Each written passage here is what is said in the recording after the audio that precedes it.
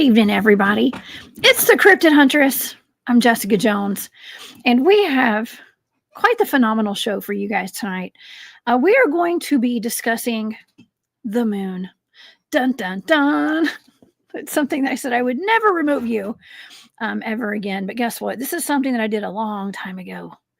And so we are going to be getting to the bottom of so to speak, the bottom of a crater. On the dark side of the moon, there lies a large object, and some say it is a crashed spacecraft, and it is the size of a small city. Okay, it's huge, and some reports say, and there's a video that's out showing what people call the Mona Lisa, said to be the pilot of this craft, and so I have three separate targets tonight. We're going to be looking into this craft or whatever this object is. We're also going to be looking into the Mona Lisa as well. And then I have another target that is both of them combined. And it is, this stuff is pretty mind blowing. It's really wild how all this data is correlated. And it's really also wild that right before we went live, I was looking on social media briefly. I haven't had any free time today whatsoever, but the 2 seconds of free time I had tonight, I looked on social media and I saw people saying, oh, this has all been debunked. Here, you got to watch these shows and stuff. Has it? Okay. So you guys are going to find out tonight. I don't know why I decided to do this one publicly, other than the fact that I had just keep getting the nudge to do it. And it was so loud. I finally just did it. Okay. And we are in it for the full disclosure. And this is going to be full disclosure tonight, as far as my remote viewing data goes, when it comes to something on the moon. And of course, who do I have with me tonight in the studio? But of course, our good friend, Barry Littleton. And Barry has been researching this for a long time. He has got fantastic research, great videos on his channel, his YouTube channel. It's Barry Littleton over there on his YouTube and his Patreon. If you guys would like to go check out his videos and support his work as well. He is here with me tonight, and we have a lot to discuss, y'all. This is going to be one of the deepest rabbit holes. One of the deepest rabbit holes. We do a lot of rabbit holes on this channel, but this is going to be one of the deepest rabbit holes that we've gone down in quite a while, if you can believe it. Every show is a rabbit hole or a rabbit portal.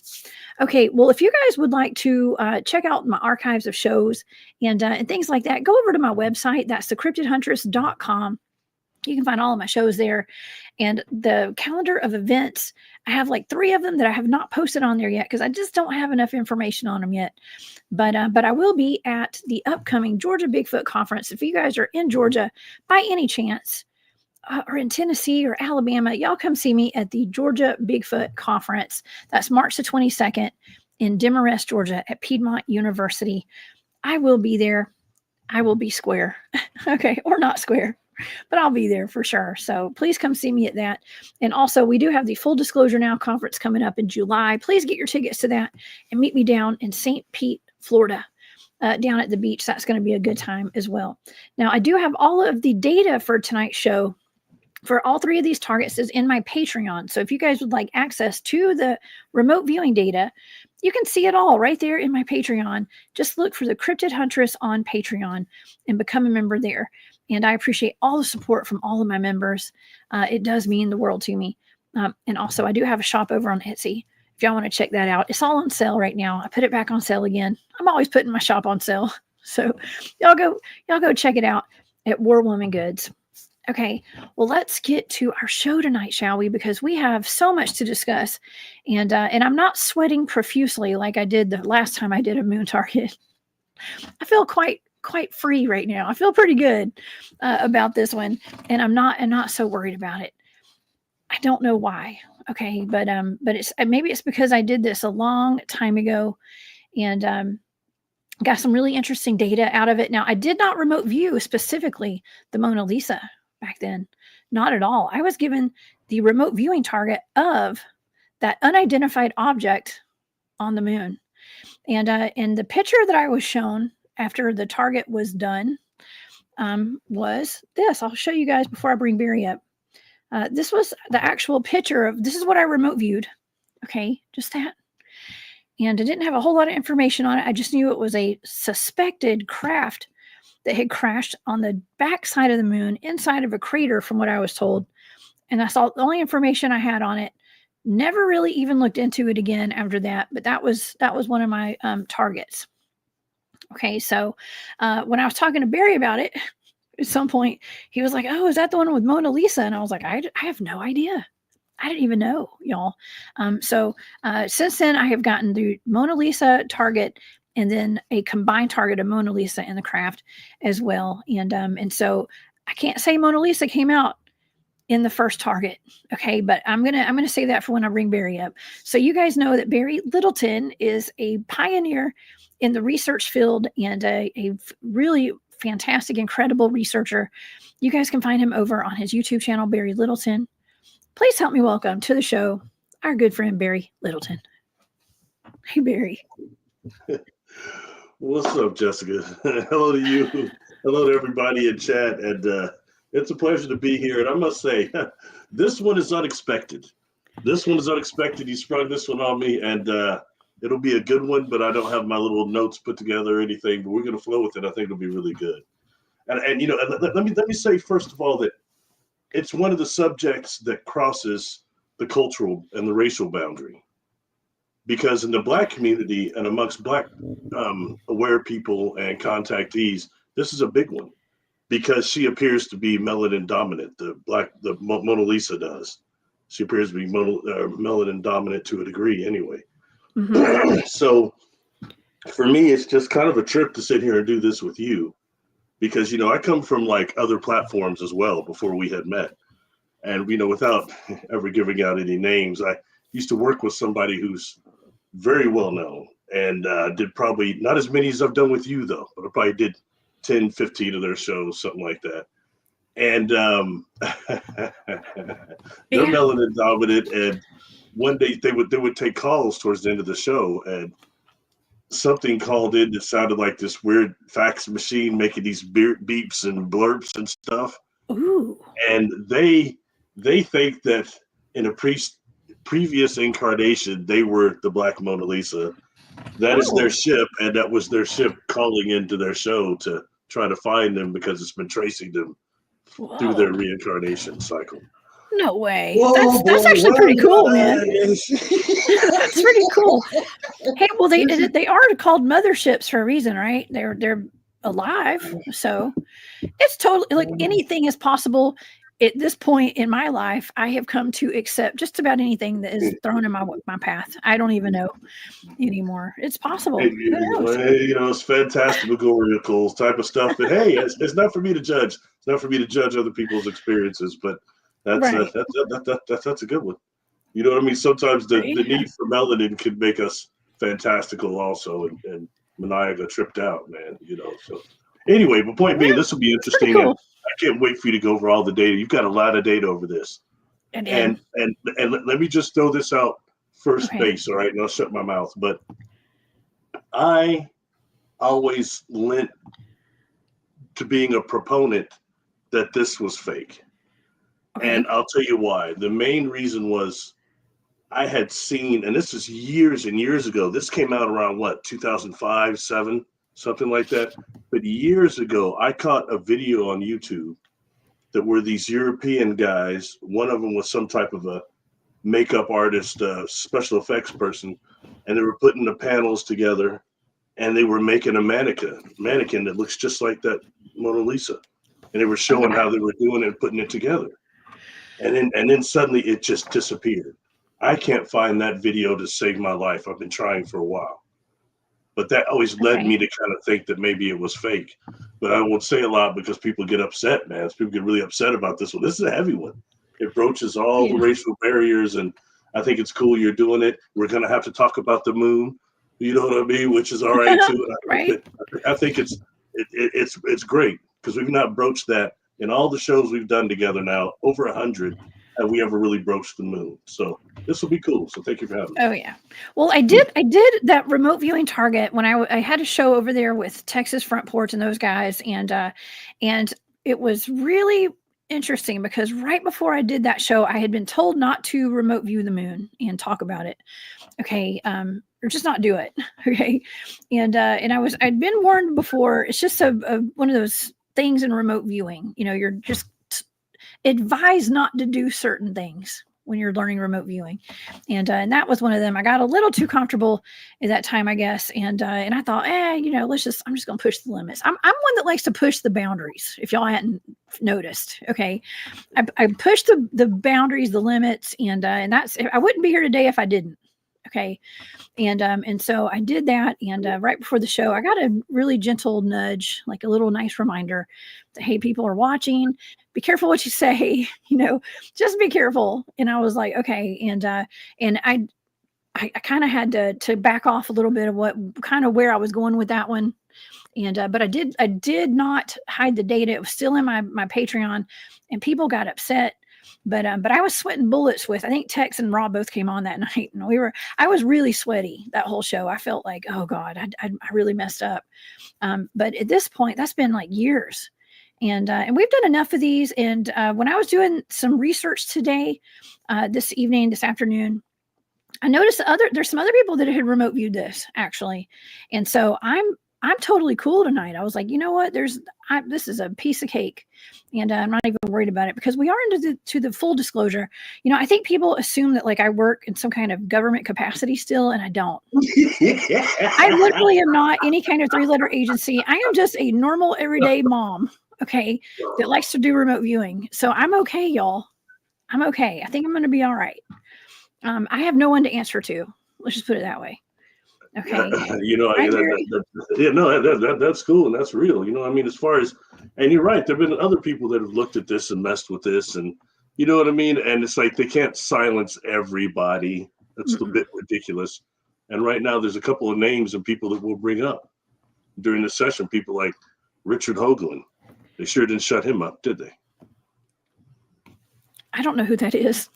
Oh, we'll talk about him. Okay, we'll talk about it. I'm not sure who that is, but I can't wait to hear about him for sure. And so this is one that it's a target that I did a long time ago. We're talking about over a decade ago.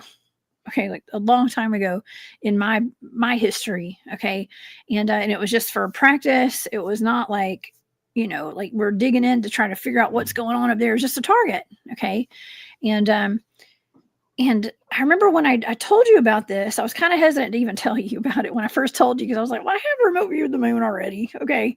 And you were like, well, is this the one with the Mona Lisa? And I was like, I don't think so. I don't know. Because I honestly didn't know anything about it. It did not come up in my data that there was a person there in this craft or whatever this was that I had remote viewed. I don't remember. I didn't remember at the time if there was a person or anything in it. I just remember remote viewing that, and that being the target. So, but yeah, so here we are today. Here we are tonight. And you actually gave me another target, another blind target. And I had no idea what this target was going to be. Okay. And it turned out to be this. Can you tell me what the target was exactly that you gave me? The craft and the woman, the entire thing. And it was, and to be honest with you, I left that specifically open enough for it to be, is it real or is it fake? Because I'm a proponent more that it wasn't real, but I had to see what your data got. And, you just kind of hinting to something that the data shows that regardless, that definitely the ship is real. And I have reasons to think that would be one of these sentient craft, a space organism to a degree also. So anyway, we'll go into that, but I mean, that's what's just really interesting.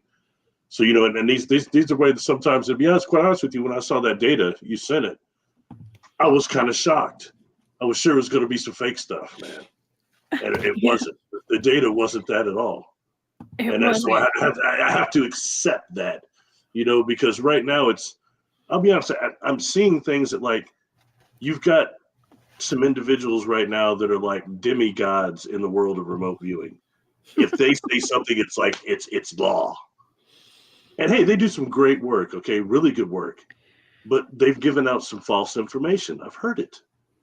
And people are taking that like it's, like, we have to realize when we have species of demon, negative, or inorganic beings that are targeting us by giving us religions, by giving us separatism, the main thing they're going to do is they know us, and they know right now that part of our world is going into remote viewing. So what are they going to do? They're going to send false visions. They're going to do things to throw y'all off, the same that they do everything else. They're going to booby trap it, right? So we have to be very careful with what we're doing. Yeah, No, I was just going to say, and that's why I wanted to start off the show with reiterating that I am not a government employee. Yes, I worked for the state of Georgia a long time ago, y'all. Okay, around the time my son was born is when I became a house mom. Okay, a housewife for a little while there, but I did work in a government capacity for a while. But I am not, I have nothing to worry about, honestly, when it comes to all of this, because I'm just a citizen of the United States. Okay. Like I work for myself right here. Jessica Jones, were you like a famous Scully? Were you a Scully? I don't even know what that is. A what? X-Files. Oh, okay. No. Man, I am currently not in any capacity working for any kind of agency. Okay. Now y'all holler at me if anybody's watching. Y'all need, I could use another side hustle. Okay. But anyways, inquire. I would, you can inquire, if you'd like to hire me in some capacity. But anyways, but see, you got to look at it like this. Like I've explained this before, there are people who, the real remote viewers, and I hate to say that, like they're not, like, not everybody's a real remote viewer, but the ones, like, by my definition of a remote viewer, the people who even have like military training and military backgrounds and things like that. A lot of them work in intelligence and stuff too. So you got to kind of factor that into it. I'm going to stop right there. Okay. I'll stop right there. All right. So anyways. Just seeing something trippy. Yeah. I'm trying to figure out what it is. I just saw during the chat, I should be looking over there, but some people keep saying Andromedan. And I don't know why they're saying that. If it's because somebody in the chat is named Andromedan. There's a person in the chat named that. Mm-hmm. What a coincidence, because that's going to come up as well in this conversation. Very much so. Yeah. And no, Andromeda will, is what I'm saying. That's just, that's interesting. That's really interesting. Also, Mars is going to be coming up too, y'all. So y'all hold on. I forgot that I did not do the intro. Okay, so let me go down, because a lot of people who are listening in and watching may have no idea what we're talking about. And I just remembered, I got so excited, I forgot to tell everybody what we're talking about tonight exactly. So let me do that. Let's rewind. Let's rewind just a little bit. Okay, so it has been reported, I'm going to pull this picture up while I'm talking about it so you guys can see it. It has been reported that a 1.5 million year old alien spacecraft was found on the moon with alien bodies during the Apollo 19 and 20 missions. In 2007, William Rutledge claimed in an interview to have been a member of a secret Apollo 20 mission to the moon. Rutledge was an employee of Bell Laboratories and served in the U.S. Air Force. He began distributing photographs and videos of the Apollo 20 mission online in 2007, showing an apparent ancient spaceship and its pilots. He claimed that during the Apollo 15 mission to the moon, an unidentified massive man-made object was discovered and photographed on its surface. And that's what we're looking at right here. During missions 16 and 17, several more photographs were taken and a reconnaissance of the terrain from the orbit was carried out. In 1976, the Apollo 20 mission was launched, which included William Rutledge, Aleksei Leonov, and Leona Snyder. They landed near the ship, inspected the interior and the bodies of the pilots. One of the sources said they had not only examined the preserved bodies, but also took the head. So they examined the one body right here of Mona Lisa, but then there was another pilot whose body was decomposed so kind of bad where they couldn't transport it, so they just cut its head off and took it with them.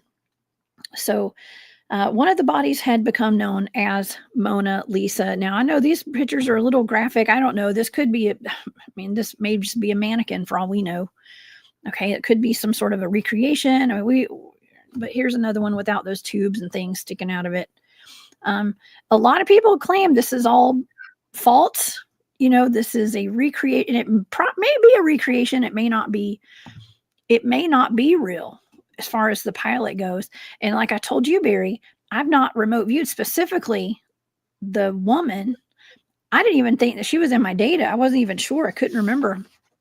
I literally couldn't remember because, and I felt like if she had been in my data, I would have remembered that. Okay. So that's why I was so confused when you were asking me about it. But there is a video, and you can find it all over the internet. Go to YouTube and type in Mona Lisa. And here's an interesting tidbit of information too, is when I was researching this today, when you type in 1.5 million year old spacecraft crashed on the moon, you can find some pretty decent articles on it. But type in Mona Lisa with that, and every single Google or DuckDuckGo search, any kind of search engine, it is fact check, false. It is all over. I mean, it's just nothing but fact checks and all these articles debunking it, saying that it's not true. It never happened. But see, like I said, I wasn't remote viewing Mona Lisa when I first remote viewed this. I remote viewed that crashed object on the moon. So could there be some sort of strange psyop going on, Barry, where they show you, we get a little bit of a leak of something real, and then they throw in something that maybe not be real to throw it all off, to throw it in the trash so we forget about it? What do you think? Well, I mean, based on, I'm open to any, like I said, I'll be honest with you, I've always leant towards it was a hoax and fake based on that video I had seen. And that was just years and years ago. And I can't find it anymore. It's gone. But it looks so convincing of the people that actually put that together, and a few things that don't kind of jive right with it. You know what I mean? So I figured I kind of just dismissed it there. But in the melanin dominant community, it's very controversial. There's some people that really believe in that film. So oh yeah, I mean look how big. Okay, so this is a size reference here. That's the Eiffel Tower right there. If you guys are watching on YouTube or Facebook right now, that's the Eiffel Tower, and that's really tall. This is how big the ship is supposed to be. Okay, we're talking about, it's like can hold a full city full of people basically. It's big. And, I didn't know it was supposed to be that big. Really? Yes. Oh, how interesting. Yeah, they've got it mapped out and everything. I mean, you can find where this object is online. Now, these are some of the alleged photos as well. This one right here is supposed to be a close-up of it. 1.5 million years old with a almost perfectly preserved body in there too. Now, Barry, I don't know if you were watching. I did do that show on the Teasel Princess a couple weeks ago when Brian was here with me, and that was one of my remote viewing targets. This was an 800 million year old sleeping beauty, like in a stasis chamber, basically. I did a remote viewing target on the Gilgamesh's tomb, right? And he's like maybe in stasis or something. I mean, what's up with all these giants and people? I mean, there's some kind of technology, I guess. It's just super ancient. It's keeping these bodies preserved, I guess, right? Sounds that way. Or I think more immobilizing and even turning things into somewhat stone. I mean, because, for example, I say that because what happened to the Moai? The data you got showed that they were basically what we would call in our science right now, these hybrid robots with the mushroom brains, these mushroom bots, they'll call them. Anybody can look that up. That have the mycelium brain, okay, the fungal brain, and that they actually move the robot. You described that as being the Moai. And I know you weren't looking at the University of Berkeley, I think it is, that's doing that. You know what I mean? But in reality, one of those targets that I gave you individually was how did they move, the Moai move from one side of the island to the other. Yeah. And it did go along with what the elders say, that the old ones asked them just to get up and walk. And they did. It just asked them to move, and they got up and moved. the same way we see those robots doing right now. They can control the mycelium that much to make those robots do that. But my question is, what stopped them and turned them into stone like they are now? What stopped them from being these mushroom bots to being total just stone things that are getting pushed over? Well, we can refer back to that other remote viewing target that I had, where we were discussing the Russian soldiers that were petrified and turned to limestone after an alien craft was shot down by a heat-seeking missile, and it crash landed, and 5 ETs got out of it, formed into an orb, and it shot out some sort of energy burst, and it turned them all into stone. So maybe it's that. I mean, we're connecting dots over here. So I'm not saying that's what happened, but it could have been. But something, it's thinking outside the box. And I think that's super important for us. We all need to be thinking outside the box with all this stuff, because it's weird, right? It's weird. And a lot of it doesn't make any sense. Okay. But I mean, it's just a shame because our world is so concocted, everything we're told, that, you know, the truth itself can be more shocking than fiction. So that's right. Okay. Well, okay. So so this Rutledge fella, right? I guess he's an astronaut. He blew the whistle on this, I guess. And back in 2007, he did a little interview. I think it was out of France, maybe, or Italy. It was either Italy or France. And it was in a magazine or a newspaper, and he was telling them, you know, well, I got video. I mean, what are the odds of somebody who, first of all, NASA, we're talking about NASA, it's questionable, okay? Questionable as to what kind of information is going to leak out or what they're going to say. I mean, what kind of validity do you give to what this Rutledge guy talked about? Because he's the whistleblower on all this. He said this happened in the 1970s, I think, late 60s, 70s. And I mean, do you think that NASA or our government or anybody would allow for him to leak out a video like that if it was real? Did you actually look up his background? I didn't dig into him too hard. No. Yeah, it was even affiliated with NASA. Yeah, it's things like that that are worthy of question anyway. You know what I mean? I mean, it's just hard to tell. I mean, we're living in the age now of where just whistleblowers come a dime a dozen. You know what I mean? So it's hard to tell. Yeah. But it's in a case like we talked about somebody like Richard Hoagland, you can look back up his credentials and see he did work at JPL. He did work at NASA. You know what I mean? So things that he say like that when he says he's seen footage that they're hiding, a whole nother thing comes up there. You know what I mean? Yeah. Hey, William Nighthawks in the chat. He says, Barry, did you see the glyphs on the object? Yes, I did. Yes, I did. What did you think about them? I questioned them. But if they were real, they would be more akin to things that are present on the self-activating, self-repairing, self-replicating technology, you know? Yeah. And just what's interesting, if they're on the outside of the craft like that, that would imply that, you know, those could be, let's say, the software, the hardware. What would act, since it's on the outside of the craft, what would activate it as an external force? External source, excuse me. It's just things like that I think of, you know what I mean? Because of course it could just be markings like we mark get craft now in cars and things, but I doubt it. Not when you're dealing with something that advanced that would be ancient like that and that old. That implies it's self-activating technology of some type. And we're having whistleblowers today coming out talking about the psionics and how they have telepathy is controlling these things. Mind power, mind control. So, I mean, if that's coming out, that's probably got a lot to do with this too. I mean, and how do we explain all these things in this woman's face? Like, what is that?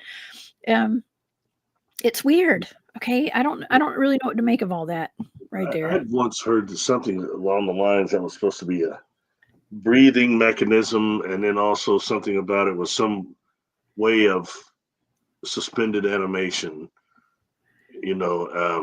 mummification. I can't remember. I can't get exact because I can't really remember, to be honest. But I just remember people talking about that. Oh my gosh! Interesting how some pictures she has that on, and in others she doesn't. You know what I mean? And why? That makes me question. The origin. This is interesting.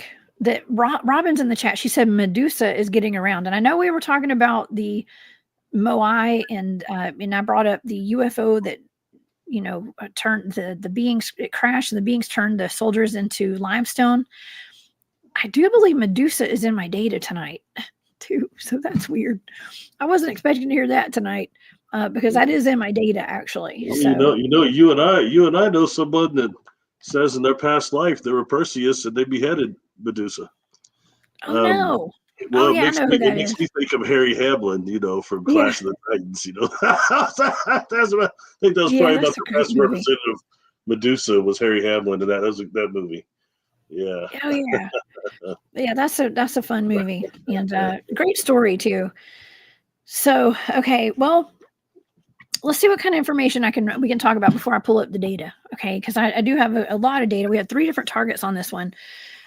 So let's go back to what Rutledge said. Okay, so he said during missions 16 and 17, and the one that I had problems with, that I was sweating, I was a little sweaty around the collar that night, was Apollo 11. Okay, that was the moon landing.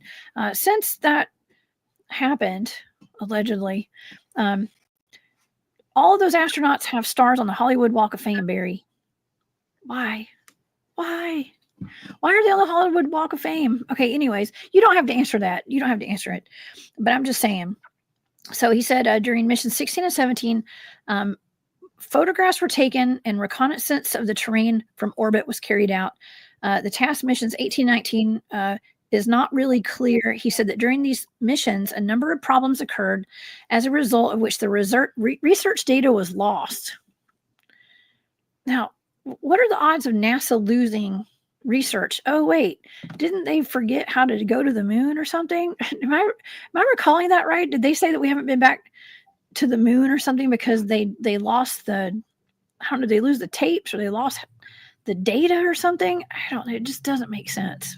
But it was originally planned to land next to an alien ship and study it using rovers, is what they said. So in 1976, Apollo 20 was launched and included those 3 people. They did manage to get there and land the ship, get out and inspected the outside of the ship and the inside of the ship and the bodies of the pilots.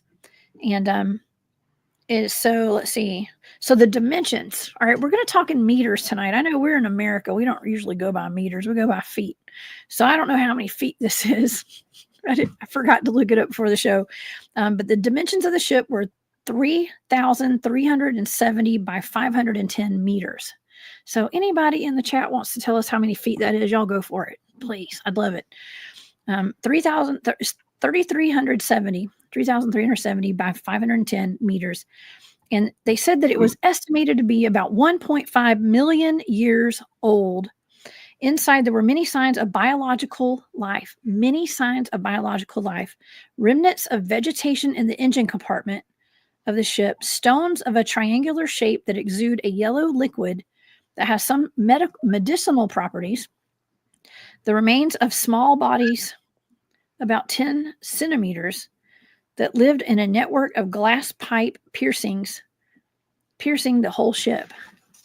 So they had little organisms, like little people or some kind of life. They didn't specify exactly what that is, but little bodies of something. Maybe there were embryos or something. I mean, who knows? Okay. They said they found a humanoid female. She was 1.65 meters. Okay. How many feet are in a meter? Is it 3? I think it's 3. Yeah. Yeah.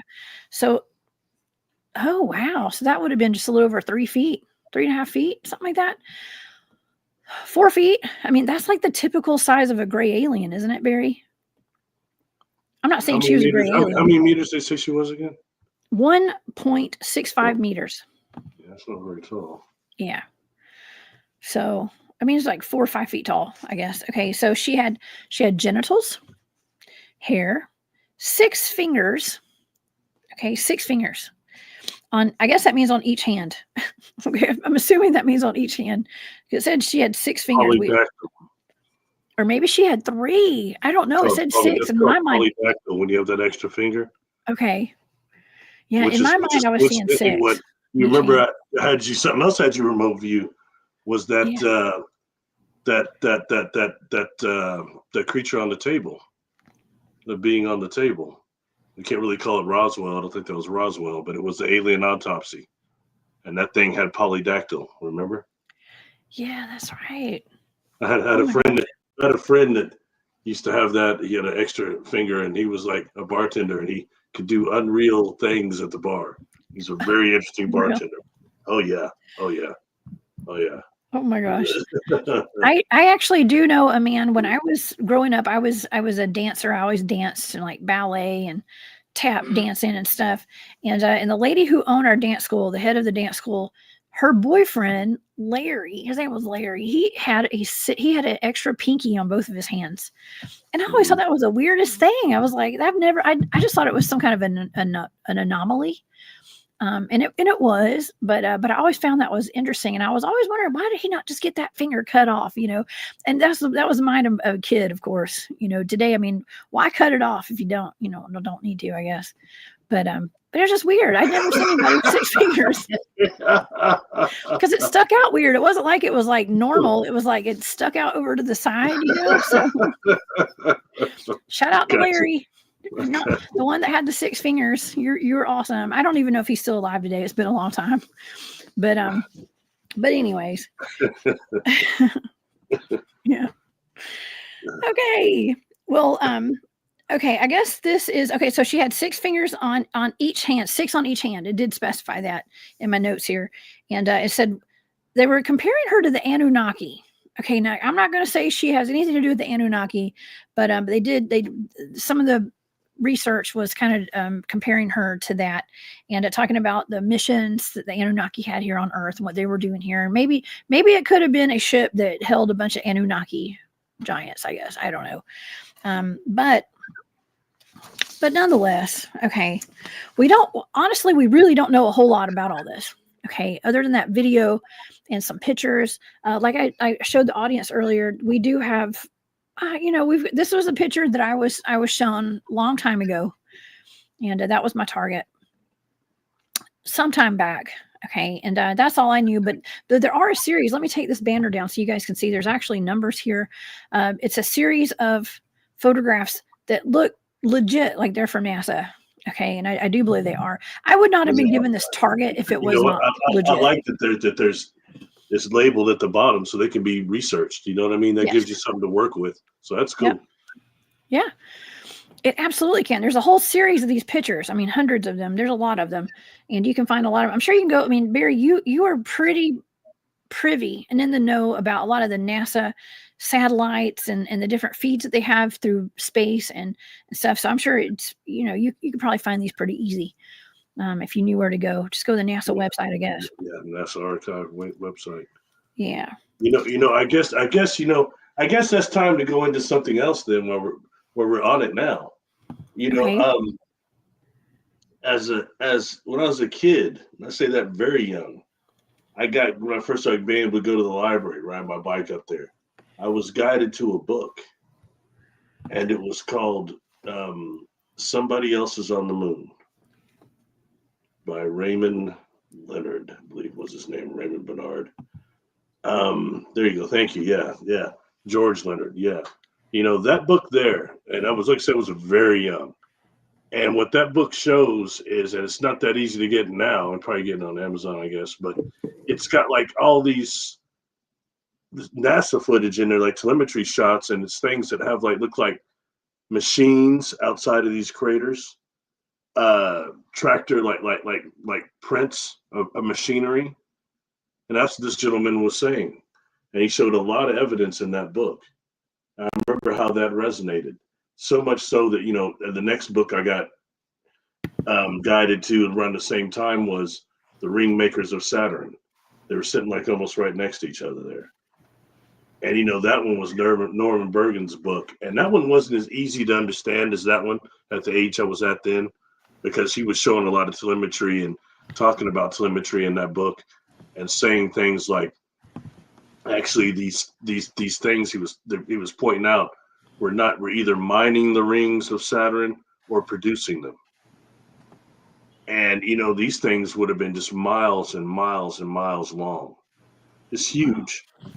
You know what I mean? 100 miles or whatever. And so that was this thing there. And he's the guy that did that interview with Cassidy that, you know, says that, you know, that big ship came down in some naval shipyard, and these tall, melanin dominant black people got off. And it was like 7-8 feet tall, a few of them. And then she's like, do you mean they were brown? And he's sitting there, no, they were black. So it's a little comical in a way, but I mean that got really famous, especially in the melanin dominant population. Now, he didn't say that they were from Saturn. They were in the naval shipyard. He didn't say that ship was from Saturn, but that's who he said got off that ship that came down there. Anyway, food for thought. Very interesting stuff. And I saw William Nighthawk was asking, could she have been a Nephilim child? And maybe, I mean, who knows? I don't know. We're going to get in the data, though, because I have remote viewed it. So it might be in that data. Firewater by Design, thank you for that super sticker. I appreciate your support so much. She says, Jessica and Barry are the ultimate dynamic duo. Always my favorite. Thank you. That's very sweet. That's really cool. We're starting to get a lot of compliments like that. That's really nice. Thank you. Yeah, we're out here having fun, trying to solve some of these mysteries of the world. And yeah. Okay. I mean, should we just get into the data then for the first target, I guess? We'll go to the Wayback Machine. Okay, on one of these targets here. And of course, when I was remote viewing this, I was getting all sorts of songs in my head, Barry. So I'm embarrassingly going to have to talk about these songs. The Wayback Machine. I saw that being referenced in the chat. What is the Wayback Machine to a layman like myself? This time technology. What is the Wayback Machine? The Wayback. Oh, I was just saying, going back to the past when I remote viewed this a long time ago. Oh, okay. Why is it in the chat? Did somebody actually write that in the chat? Yeah, a lot of people were saying that. I like the Wayback Machine. The Wayback Machine. So I thought they were talking about something that was, you know, some sort of a device. I was thinking time device, or it's in the collective consciousness, apparently. If other people have talked about it. Okay. All right. Well, let's just get into this. I have a pretty good bit of data on this one right here. I'm going to go over some of it. Okay, the important stuff, I guess. I mean, I guess I can call it important. Okay. All right.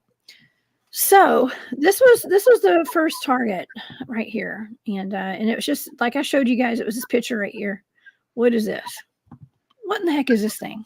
Okay, and of course we've got the numbers down there at the bottom, but I wasn't privy to any of that right there. So if you guys want to go look this up yourself, you can look it up online. Of course, when you do type in a search engine, the crashed alien spaceship, and if you put in Mona Lisa 2, you're just going to find it's going to be hard to get through anything except for fact checks saying that it's fake. Okay, so I'm just giving you a little bit of advice.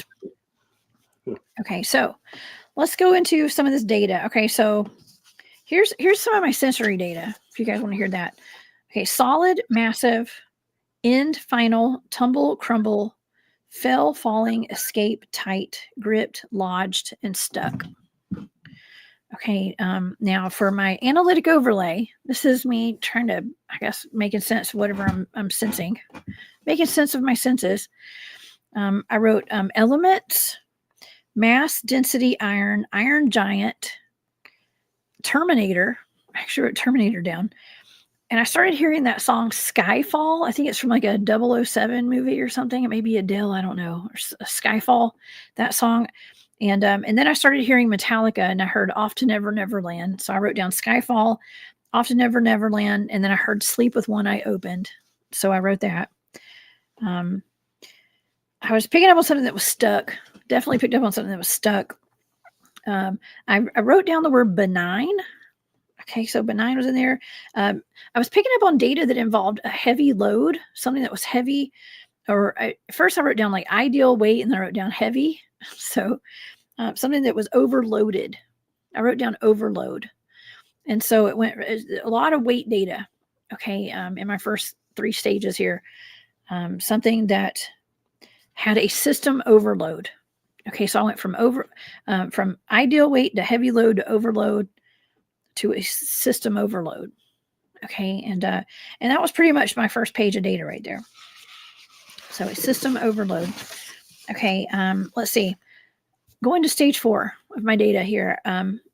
Some of my sensory data was like different and strange, old and ancient, long, linear. I picked up on a vessel, and I thought I was looking at a boat. Okay, so I wrote boat. Something that was drifting and probably frozen is what I wrote down. I wrote frozen.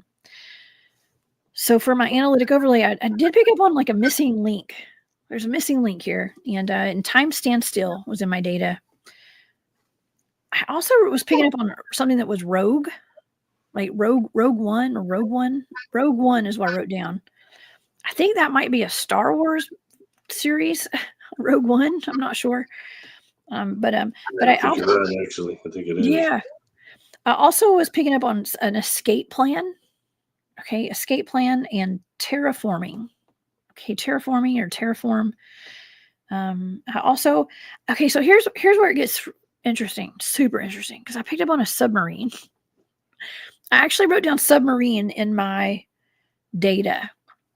Now, of course, that doesn't mean it's a submarine, but it does look like a submarine kind of, I guess. Okay. So that's what I thought I was looking at.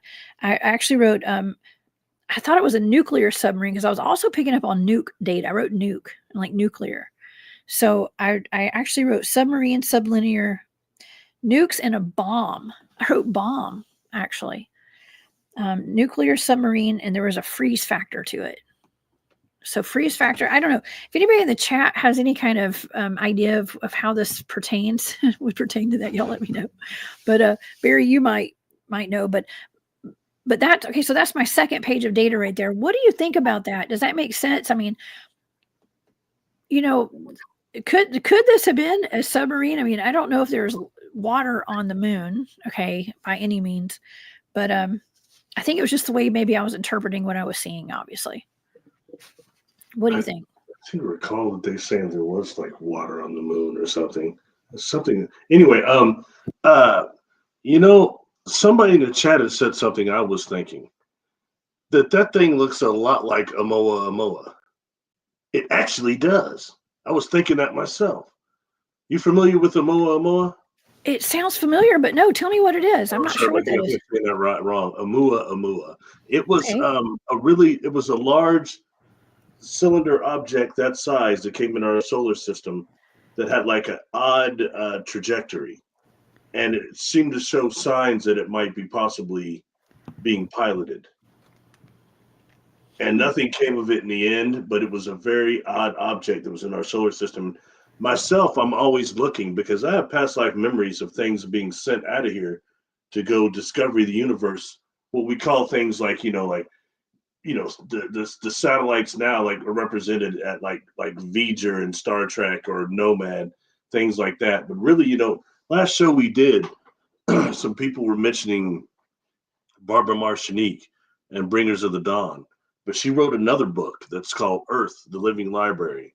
And she makes reference that in past Type 1 civilization, there were things sent out from here that were to gather information from the universe and then come back, or the galaxy, and then come back in however many thousand years.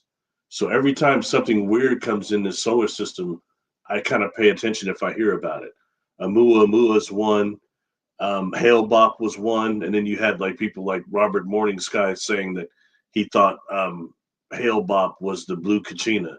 And next was to come the red Kachina, which is the destruction, okay, with the dancing star. So things like that I was paying attention to, or comet sighting.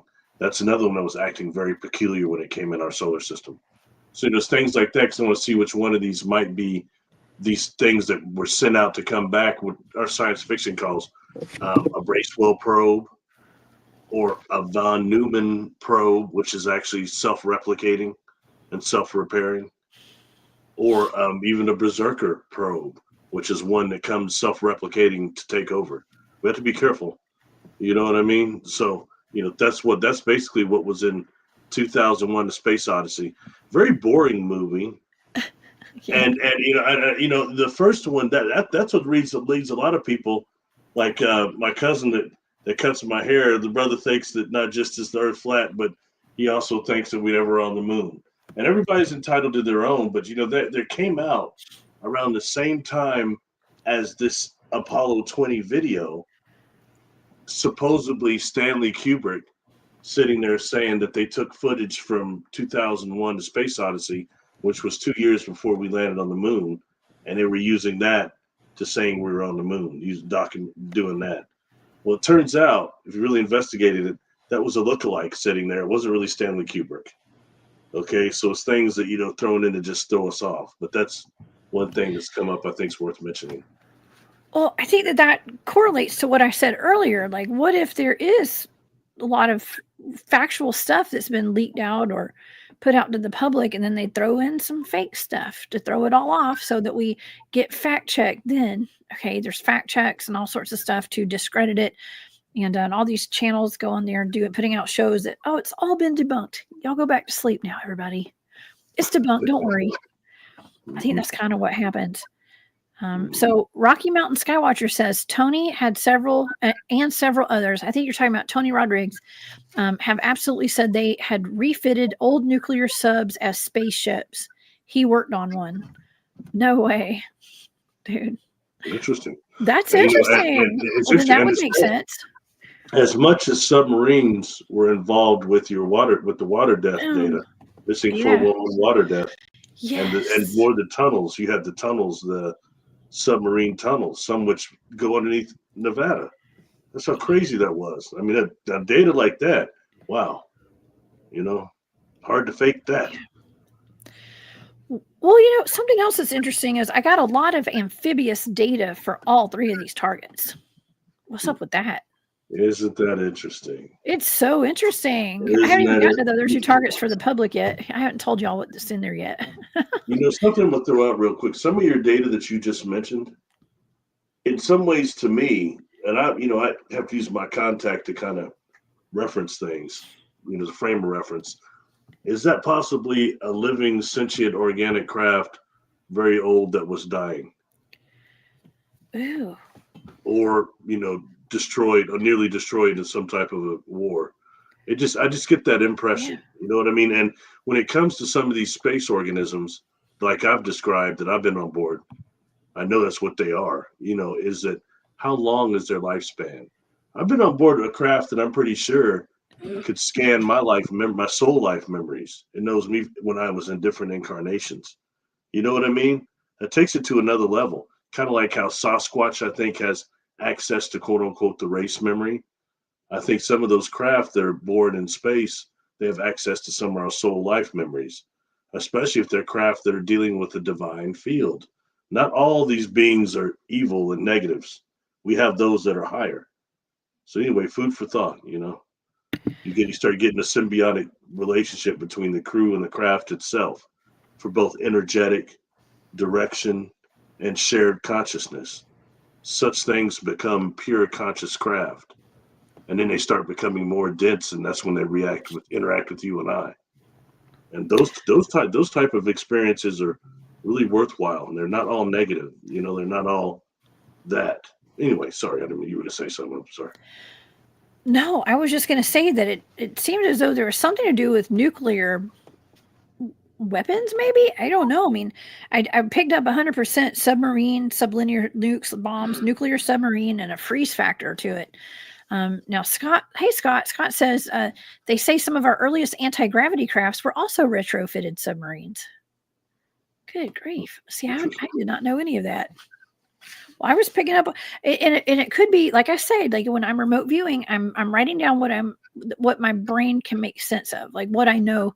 It's just as much as I know. And it looked to me like I was remote viewing a submarine, but it could have been some sort of like a submarine, or maybe that's how we got our blue, what do you call them?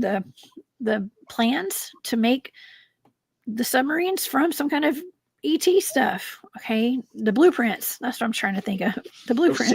I've seen them described, a couple of these supposed SSP, almost starships, and they do appear to be like they could be reconstructed submarines. They have that type of configuration, at least on the outside. The ones I've seen illustrated, anyway.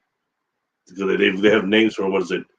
The black. There's a couple names for some of them that they give for some of these SSP crafts. The big one, and even I heard Linda Moulton Howe talk about them too.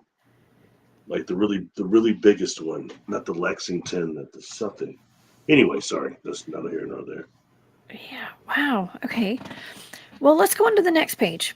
Okay. So I was picking up on some sort of a force. Okay. I actually wrote non-compliant. Okay. I was picking up on something that was non-compliant. So I wrote down non-compliant first as an analytic overlay because I was seeing someone that was like, there was a force that happened, like some kind of energetic force, because I wrote down explosion, deactivate, technical difficulty. Okay, there was some sort of an explosion. That was right after my nuclear data, my nuclear submarine data. Okay, I did pick up on some kind of a force that was outside below is what I wrote down. And I was picking up on a dark rocky mountain, like a dry desert type of an area, which is, it's really weird because if I'm picking up on submarine data and then we're out in the desert. But here's the thing, we've talked about submarine bases out in the Nevada desert stuff. We talked about that on the Missing 411 show that we did with that data. So anyways, the moon itself, you're seeing. It was the moon. Juan described the moon as being like a desert when he was remote viewing it. He thought it was in a desert town. Oh yeah. Yeah. Well, honest content says shape to travel through wormholes in timelines. I mean, that would be an ideal shape to travel through a wormhole, Barry. A submarine. Imagine that. I mean, I never thought of that. Okay, so I was basically picking up on what I saw was like I wrote dune, like the desert environment kind of. Yeah, I wrote down, I've seen like a long road. I wrote down builders. I wrote down psycho killers. Okay, that was in my data too. Because I think I was picking up on that dune vibe. Okay, so, all right, next page. All right, so I actually, what I saw was storage containers. Like what I thought I was looking at looked like I went from a submarine to like a storage container. Okay, and I wrote down a facility or a container and a box container, some kind of cargo. So I was like trying to make sense of what I was seeing, and then I was like, all right, I finally got cargo. It's something with cargo, where many are packed into this container, and it's trafficking people is what I wrote down. Trafficking people trafficked. But that doesn't mean that they're like in the bad way trafficked. It just means that they were being taken somewhere, right? They were being taken somewhere. So I was seeing, I said trafficking humans is what I wrote down, or people trafficked, human trafficking. And then I picked up on dead on arrival. I wrote DOA, a piece. And I heard somebody say a piece of me. And I wrote down transit and transition. That was like the last bit of my data right there. Cause I was like, ooh, there's people that have passed on. Okay. But anyways, yeah, I was picking up on something that what I thought was a big storage container or something, but then just cargo. Okay. Cargo. So it does make sense. Okay. What this tells me, okay, this data, I'm not saying this data is 100% exactly what this target is, but it sure is close. If this thing's real, then this is probably what that thing was. Some sort of a big gigantic container full of people. I was like picking up on humans. Okay, like humans that were being trafficked through somewhere with cargo, light cargo. You think this is a slave ship? No, I don't. No, I said it was like traffic. I don't think it was a slave ship. I didn't say that. Just it's more of a transport, you think? A transport, yes. Transporting unit. Yes, something that held cargo, or maybe it was humans like cargo. Like it was something to do with cargo, but there was also something that had to do with nuclear, some kind of nuclear aspect too, and an explosion. So according to this data, I would say that it either had some damage from some kind of nuclear explosion or something, or maybe they were fleeing from a nuclear explosion. Maybe that's why they were there, or maybe, who knows? I don't know. I mean, this is just data. Okay. At this point, we have to fill in the blanks. So, Okay. question. I mean, this may be a silly question, but so you feel that the ship was it disabled by nuclear? Probably. I don't know. I think so. It could have been because you see, here's how remote viewing works. You gotta read it as how I write it in the charts. You write it and it goes down the page. Okay, so you gotta be able to look at it to analyze it. You know what I mean? Like look at it and then go down the page. And I try to do that the best as I can to talk about it to the public here when we're on these shows. But it's better to see it, and to see kind of how it's working out here, because when I picked up on what I saw, what I thought was a submarine. That's when it went into it was drifting sublinear is what I wrote down, submarine sublinear, and then it went straight into nukes and a bomb. And then I wrote nuclear, but then it wasn't like I saw it get exploded or anything. Like it didn't explode because then I wrote nuclear submarine. Okay, so it kind of peacocked off that data. What I just wrote down, I was like, okay, well now I'm seeing a nuclear. So this is a nuclear submarine. Is what I determined that to be, and so I wrote that down. Interesting. Okay, and then when I saw that I wrote a nuclear submarine. I wrote freeze factor, and then it went into something like then I wrote a non-compliant. So maybe there was something like maybe that ship wasn't supposed to be there, because the next thing I wrote was like non-compliant and a force. There was a force. Remember I said there was like an energy force, and then there was an explosion, deactivate, and then technical difficulty. So maybe they weren't supposed to be on the moon. Okay, maybe they got deactivated somehow. Maybe something shut them down and they crashed. Because I did pick up on I just wrote down technical difficulty. That doesn't mean that they got shot down or anything. Just means they had technical difficulty. And but then I did write down psycho unalivers. Okay, that was in my data. What? Psycho what? I said unalivers. It's the case. I said killers. Okay. Oh, sorry. Gotcha. But Psycho unalivers. I hate trying to say these words for YouTube. It's so stupid.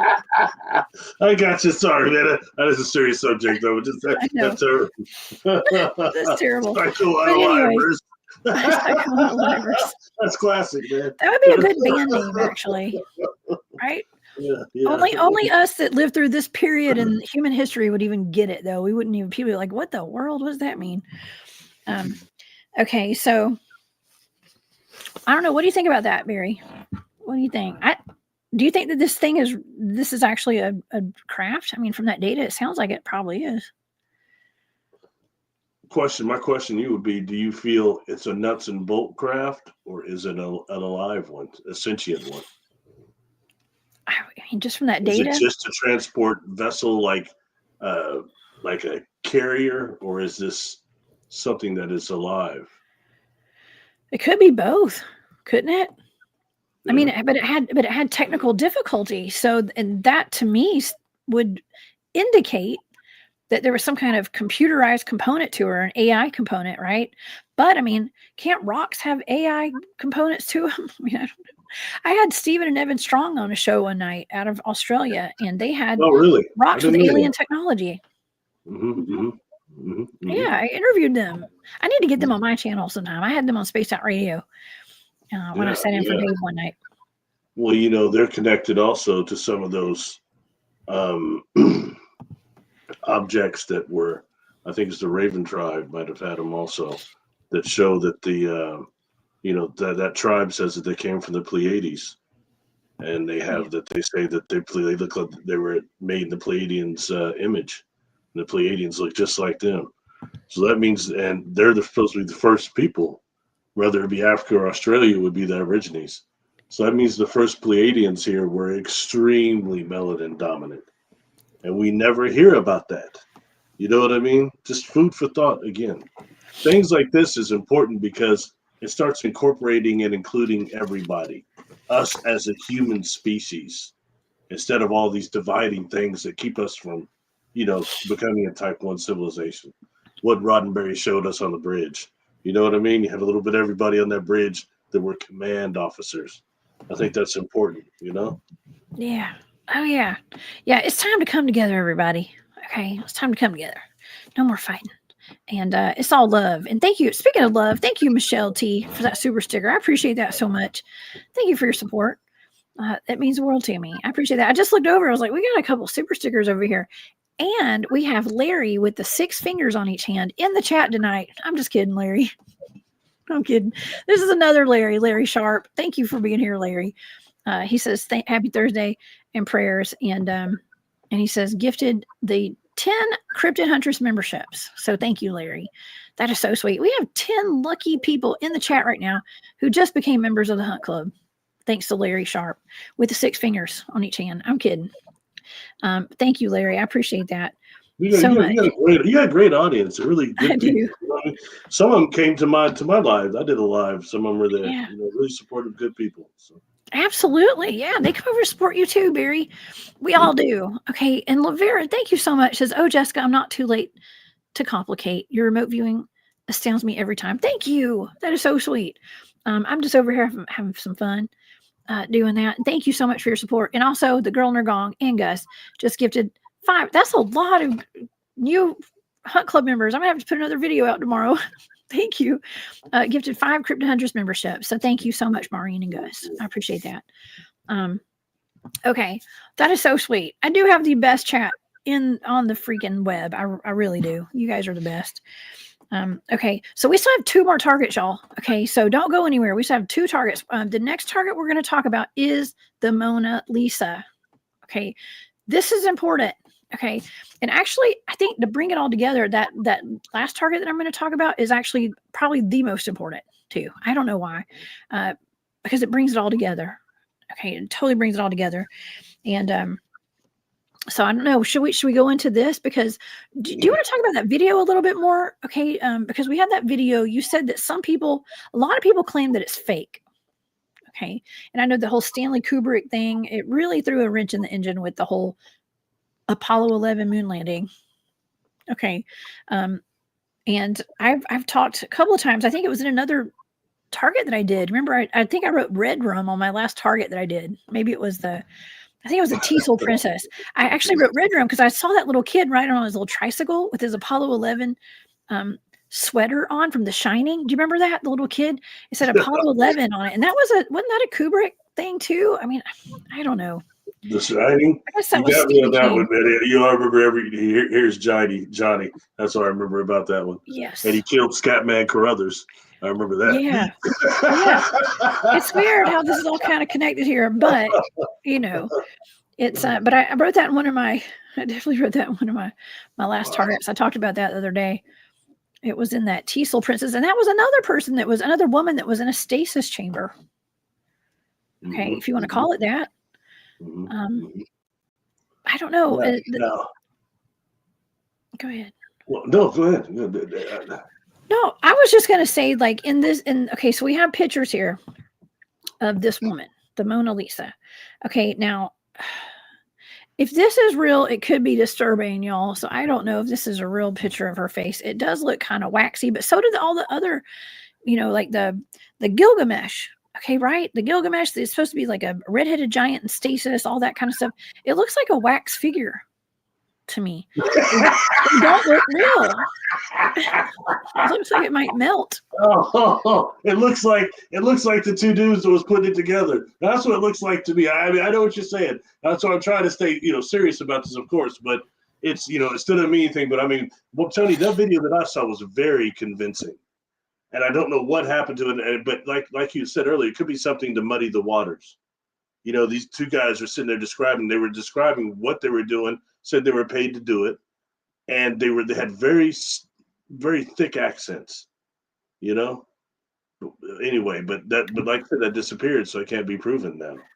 Yeah, I mean, what is that coming out of her nose and her? It's just, why are those things in her lip and not in her mouth? I mean, you'd think that her mouth would be dried out. Was there another tube that's supposed to be in there? I mean, I've heard an explanation for what that is, and I can't recall what it was. It just looks dry.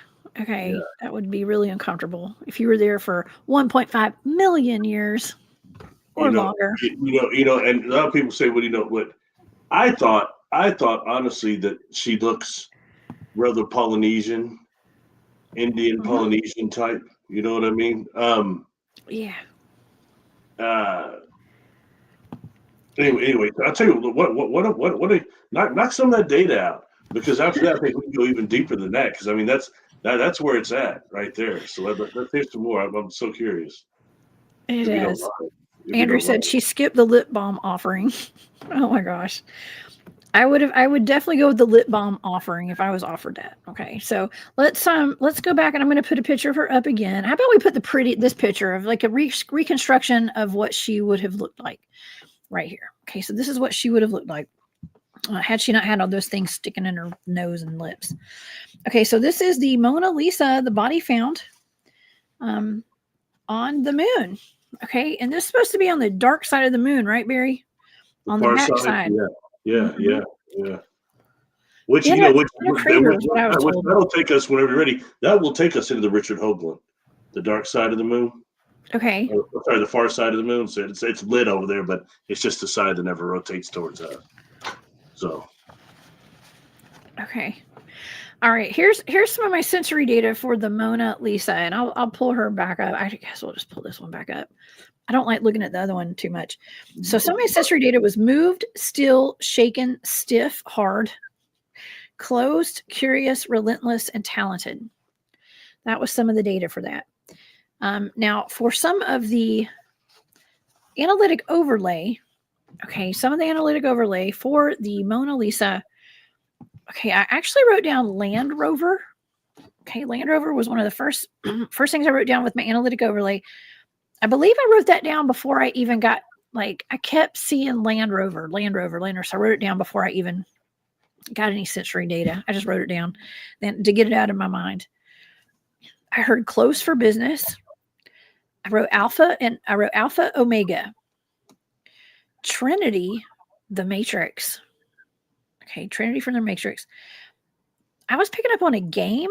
Okay, so this is wild. I actually wrote Trump card, Uno, game. Okay. And then I wrote Medusa and Stone. Okay, so the next thing I wrote was amphibious. And this is weird, right? Because all this data doesn't make any sense to me, really. I mean, it kind of could. It does now, kind of, as we've been talking about the first target that I did. But I picked up on like a submarine, and then I wrote amphibious for this. What does that mean, Barry? Like, what is it?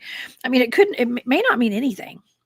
Well, to me, it means, with being with the target, that she's got some amphibious genetics, or that craft does. But I mean, that's what that says, and it's so interesting because, I just got done doing a live about Credo Mutua and how he gives a slightly different version of what the Nomo were when they come down, as opposed to what in Templeton's book.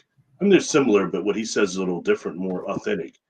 And he had said that when the Nomo craft came down, and it came down into this valley, that these mountains started just streaming water, and it filled up the valley with this huge, like, small pond lake.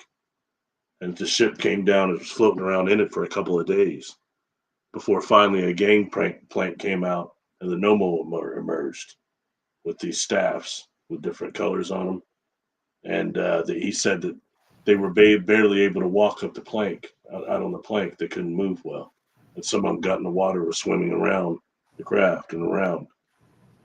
And, so point being, although he said they just definitely webbed hands, they look fish-like. But how far does that go when we start dealing with this aquatic ape thing, or beings that are from worlds that have different types of water or aquatics? It's very interesting. I found that fast. That's one of the things that stood out to me when you said that. I was like, whoa, really? Oh, okay. Chilo Azul says, some videos I saw all about her mission, Apollo. The guy said she had gills. Really? What? I'm like, do you have a link to that? No way. If you Okay. could, please put a link up to Yeah, that. well, I don't know. I'd really like to hear I don't that. think they're a moderator here, but if you could put it in there, if you had a link to that, Chilo, and one of my mods could take that and then make it into a link for everybody. If you got it, but if not, it's okay. We'll go do some digging after the show for sure, because that's freaking amazing. Okay, so Okay, so let's keep going because I wrote down. Okay, the last things I wrote were Medusa, stone, and then amphibious. Then I started picking up on data that involved station, like a battle station or a battalion, and I wrote Star Force and Star Forts. Okay, like I just did a show last week on Star Forts. Okay, so that's in my data, Star Force and Star Forts, and then I wrote down dogma and dogmatic. I don't even know what that means really. Okay, so let's go to the next page. Dogmatic. Okay, so the next thing that I started picking up on modern. Okay, so this is, it's like opposite, right? But I've gotten this in my data before. I write down modern but ancient, ancient modern, modern ancient. Okay, so I was actually, as a tangible, I was seeing wire. So I said wired, hardwired technology, modern but ancient, and then I wrote ancient technology, tunnels. Okay, so I was seeing tunnels. I wrote down saved for later, stuck, can't move, mission accomplished. I wrote mission accomplished in game. I wrote in game. That was the last thing that I wrote down. But something that can't move. And I was actually getting really nauseated when I was doing this target. And I was feeling really sick. And so I wrote that down too because I was feeling kind of sick. But tunnels. Huh. I wonder if there's tunnels on the moon up there. Because that was in my data. You know what? I've been okay. I can wait, but I can tell you what I think about that. Tell me what you think, because that's actually the end of that session. You know, the whistleblower that talked me to death in 2019, one-on-one. This one of the things I want to talk about was the moon. They claimed that they'd been to the moon. Okay. And they said that the moon was actually these tunnels, that it wasn't hollow. Now, for those of you that don't know, there was an experiment that was done with Apollo 12 that was called the passive seismic experiment, which is when they took one of the lunar module and crashed it against the moon purposely, and it began ringing, and it created what's called the ringing bell analogy, which made people exaggerating to say that they thought that the moon was hollow. Okay. Now, according to this whistleblower, said they've been there. They said there were tunnels that go down to almost the core, to the middle, and that there is this huge type of quantum computer down there that is actually observing the Earth and recording all activity on the Earth. Oh, yeah. I've heard that. Then later on, I do this video. It's on my channel with John Vivinco. And he had said, of course, he got in trouble for viewing the moon. But then it's on that video, he starts talking about it and saying that his team had saw these tunnels that go down to the middle and that there was some sort of a processing unit down there. And he starts saying it's exactly what the whistleblower was saying to us. And that's what my team picked that up. So it's food for thought again, you know, and it kind of goes into what, like someone like me, memories of there being two moons. And they say that one moon was brought in from somewhere else. And is that the one we have now? The other one was destroyed during a war between Atlantis and Lemuria. Oh, man. That supposedly there was a tractor beam that was shot up and brought that moon closer in and kind of broke it up, and was supposed to rain over like Lemuria, Atlantean technology. But what happened, the heated fragments destroyed the firmament of the planet, partially anyway, and caused a great flood, one of them. So anyway, one of the floods. Because there were multiple floods, right? Yeah. You know, it's real interesting. You know, you can take that and kind of cross-reference it with what Elizabeth Hayes says in the book Initiation, how there were still some of these devices left, even when you go down to 3rd and 4th dynasty in Egypt. Some of these devices from Mu and from the Lost Continent were still present.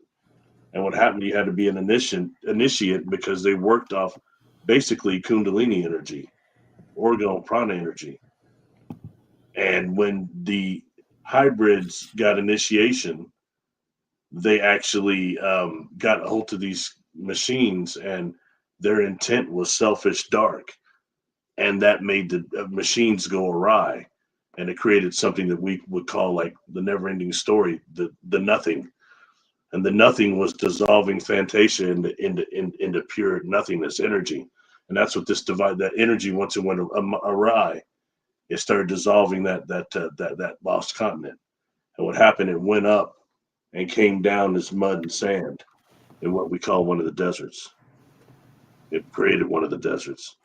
That's an Elizabeth Tate initiation book. Very interesting, and I don't think it's far off at all from what I remember. So anyway, but back to what you were saying. Are you still talking about data? And I'm going on and on. So. Oh no, I mean the data was done for that target actually, and 5DRG says don't forget they detonated a nuke on the moon. That was in modern day. They did that, right? Not that I know of. I know about them crashing that lunar module to get the passive seismic experiment. I don't know about a nuclear device being detonated there. May have been, though. I just don't know about it. But yeah, very well could have been. That creates another problem too, because anytime we detonate one of those devices based on the hydrogen molecule, it rips into other dimensions and other densities, and that means other things can come through. It can create war with another society that we're not even aware of. Even the organisms in space that operate on a collective consciousness. And then they start coming back here and falling back here through our atmosphere on asteroids.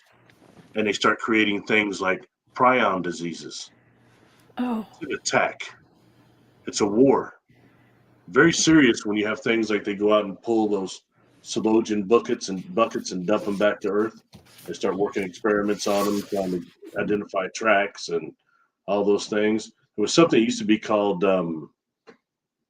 space dust at home, and it was a deal you could get online, use that huge electron microscope to try to look in that halogen bucket and find dust tracks. If you could find a new one, they would name it after you.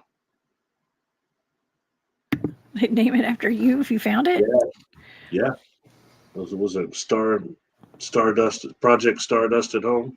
I don't think it's still operates anymore. Yeah. I think whoever came up with the idea, I think there's like a company you can go and you can purchase a star in your name or somebody that you love. I'm like, what a genius marketing ploy. Like there's billions and billions of stars. Think about all the stars you could sell. Each individual star. One could be your very own or someone you love. You can even name it and everything. Get a certificate for the low price of $250. So something about this space Mona Lisa. Okay, I find the amphibious part interesting because this is what was said on the other platforms I've been involved with, and what was coming through there is that actually she was of Andromedan lineage. And, a lot think that actually the Mayan civilization was of Andromedan lineage also. And when they actually left, they dreamed themselves back to Andromeda. They were dream masters. And if they actually dreamed, they were able to transport the same way a master of dream, a real dream warrior, can bring the physical body is asleep, but they can bring the dream body and make it corporeal enough and put their full cognitive abilities in it where you and I can perceive it, and they can actually operate here. By the same token, they can take the physical body and pull it over there. And that's supposed to be what the Mayans had done. So she's supposed to be of Mayan descent and Andromedan descent, supposedly. Okay. So, it's just, food for thought. That is very interesting. Amphibious does come up quite a bit. And those two targets for sure it did. Now we do have one more target to go over tonight too, and this is the one that encompasses all of it. This is more modern day. That first target that I did of this ship was from a decade ago. Okay, this target is from recent. Okay, this is recent, and I like this one. I like this one a lot. I think the data is great here. Okay. And Barry gave me this one. Okay. So I guess should we go ahead and go over it right now? Actually, let me address this comment right here, because Chalo is saying a remote viewer said he saw aliens on the moon and told him to go away. He didn't belong there. He was shocked that they knew he was watching them. Yes, remote viewers often are spotted, and I have actually spotted remote viewers spying on me and my team before. Okay, it's easy to spot them. You can see them, and so I know that people could see me too at times. And that's why I only do targets from people that I trust, that will send me to the right place. Who's that? It was Ingo Swan. Ingo, yeah, penetration. Ingo said that also. Yeah. And so did Kelly Coffey. They all claimed that they were seen by the beings or remote viewing there. In fact, I didn't get ran off personally, but. Well, what do they look like? I didn't get run off by any of them, so I don't know. I'm talking about the beings that you saw when you looked at it. What do they look like? Come on, Jones, lay it on us. Oh, you're talking. Which one are you talking about? Oh, I'm not going back. No, I said I didn't get seen. I did not have any interactions with any beings up there. I did not actually. Okay. No, and that first target, I'm still not going to talk all about that. My data is in my Patreon if y'all want to see it. Oh, man. We're not talking about that one. Okay. But no, we're strictly on this one tonight. Okay, on these ones with the crashed alien spaceship and the Mona Lisa. Now, I didn't encounter anything other than the exact target for all these targets tonight. So, and plus, I'm not going to get into all that. I'm not going to get into all that tonight. Okay. Just about, there's protocols too that we have as well. And as far as like interacting with anything around us, or if anything's in there, you get, like I said, I just don't want to get into that right now. I don't want to get into that. So, because we are talking, it still is a sensitive subject, even though I said I'm cool with it tonight. Get cold feet on me. Get cold feet. No, I'm just not going to talk about it. I'm just not going to talk about it. I don't care what anybody thinks. I'm not talking about it. Okay. So, anyways, let's do this one. Look, now I'm starting to get a little sweaty, Barry. Oh, I'm just kidding. Okay. All right. Well, let's get into this. Okay. So, Barry, tell the audience exactly what this target is. It is actually the entire thing, the crash site and her. Okay, it's crash site and her. Yeah, let's see if I got a picture of it. I mean, and like I said, main thing was to first of all, is it real or not? And basically, so it was so that I know sometimes I'll separate a target and give you several different different sets of coordinates. This one was just for the whole thing, it and her. And I was just curious if they were true, what data you would get out of it. And to be quite honest with you, I was mostly prepared for you to say that it was fake, or the data say it was fake, and I was completely cool with that. I was expecting that. So with what you're about to tell everybody, I was somewhat shocked. It's the first time I've done one of these things with you, and it got more than I bargained for. Yeah, I know, right? That's just the way of things.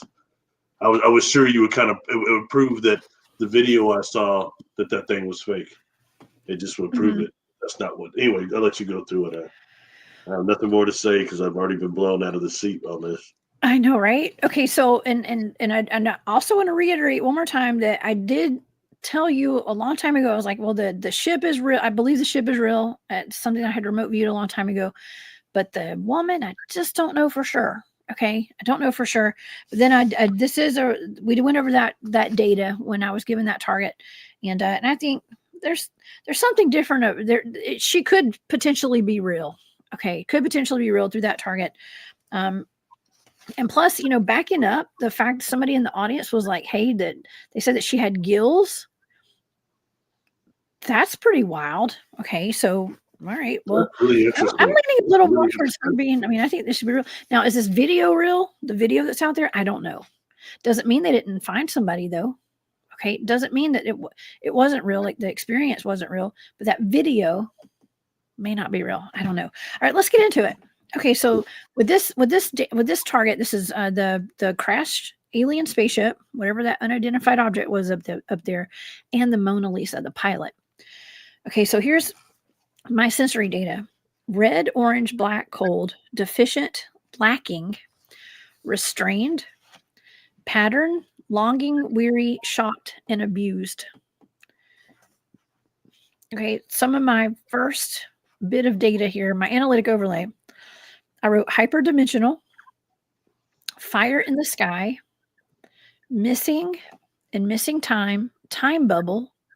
I wrote divine order, sequenced, grid, grid system, grid locked, supplemental, longing for home, TikTok, around the clock, misused, new world order, and cycles.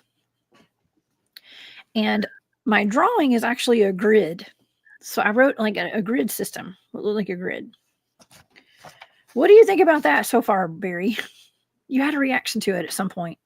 What do you think about it? What did you think about it? That's all I know. I think it's amazing that it lines up with what this probably was, the ship.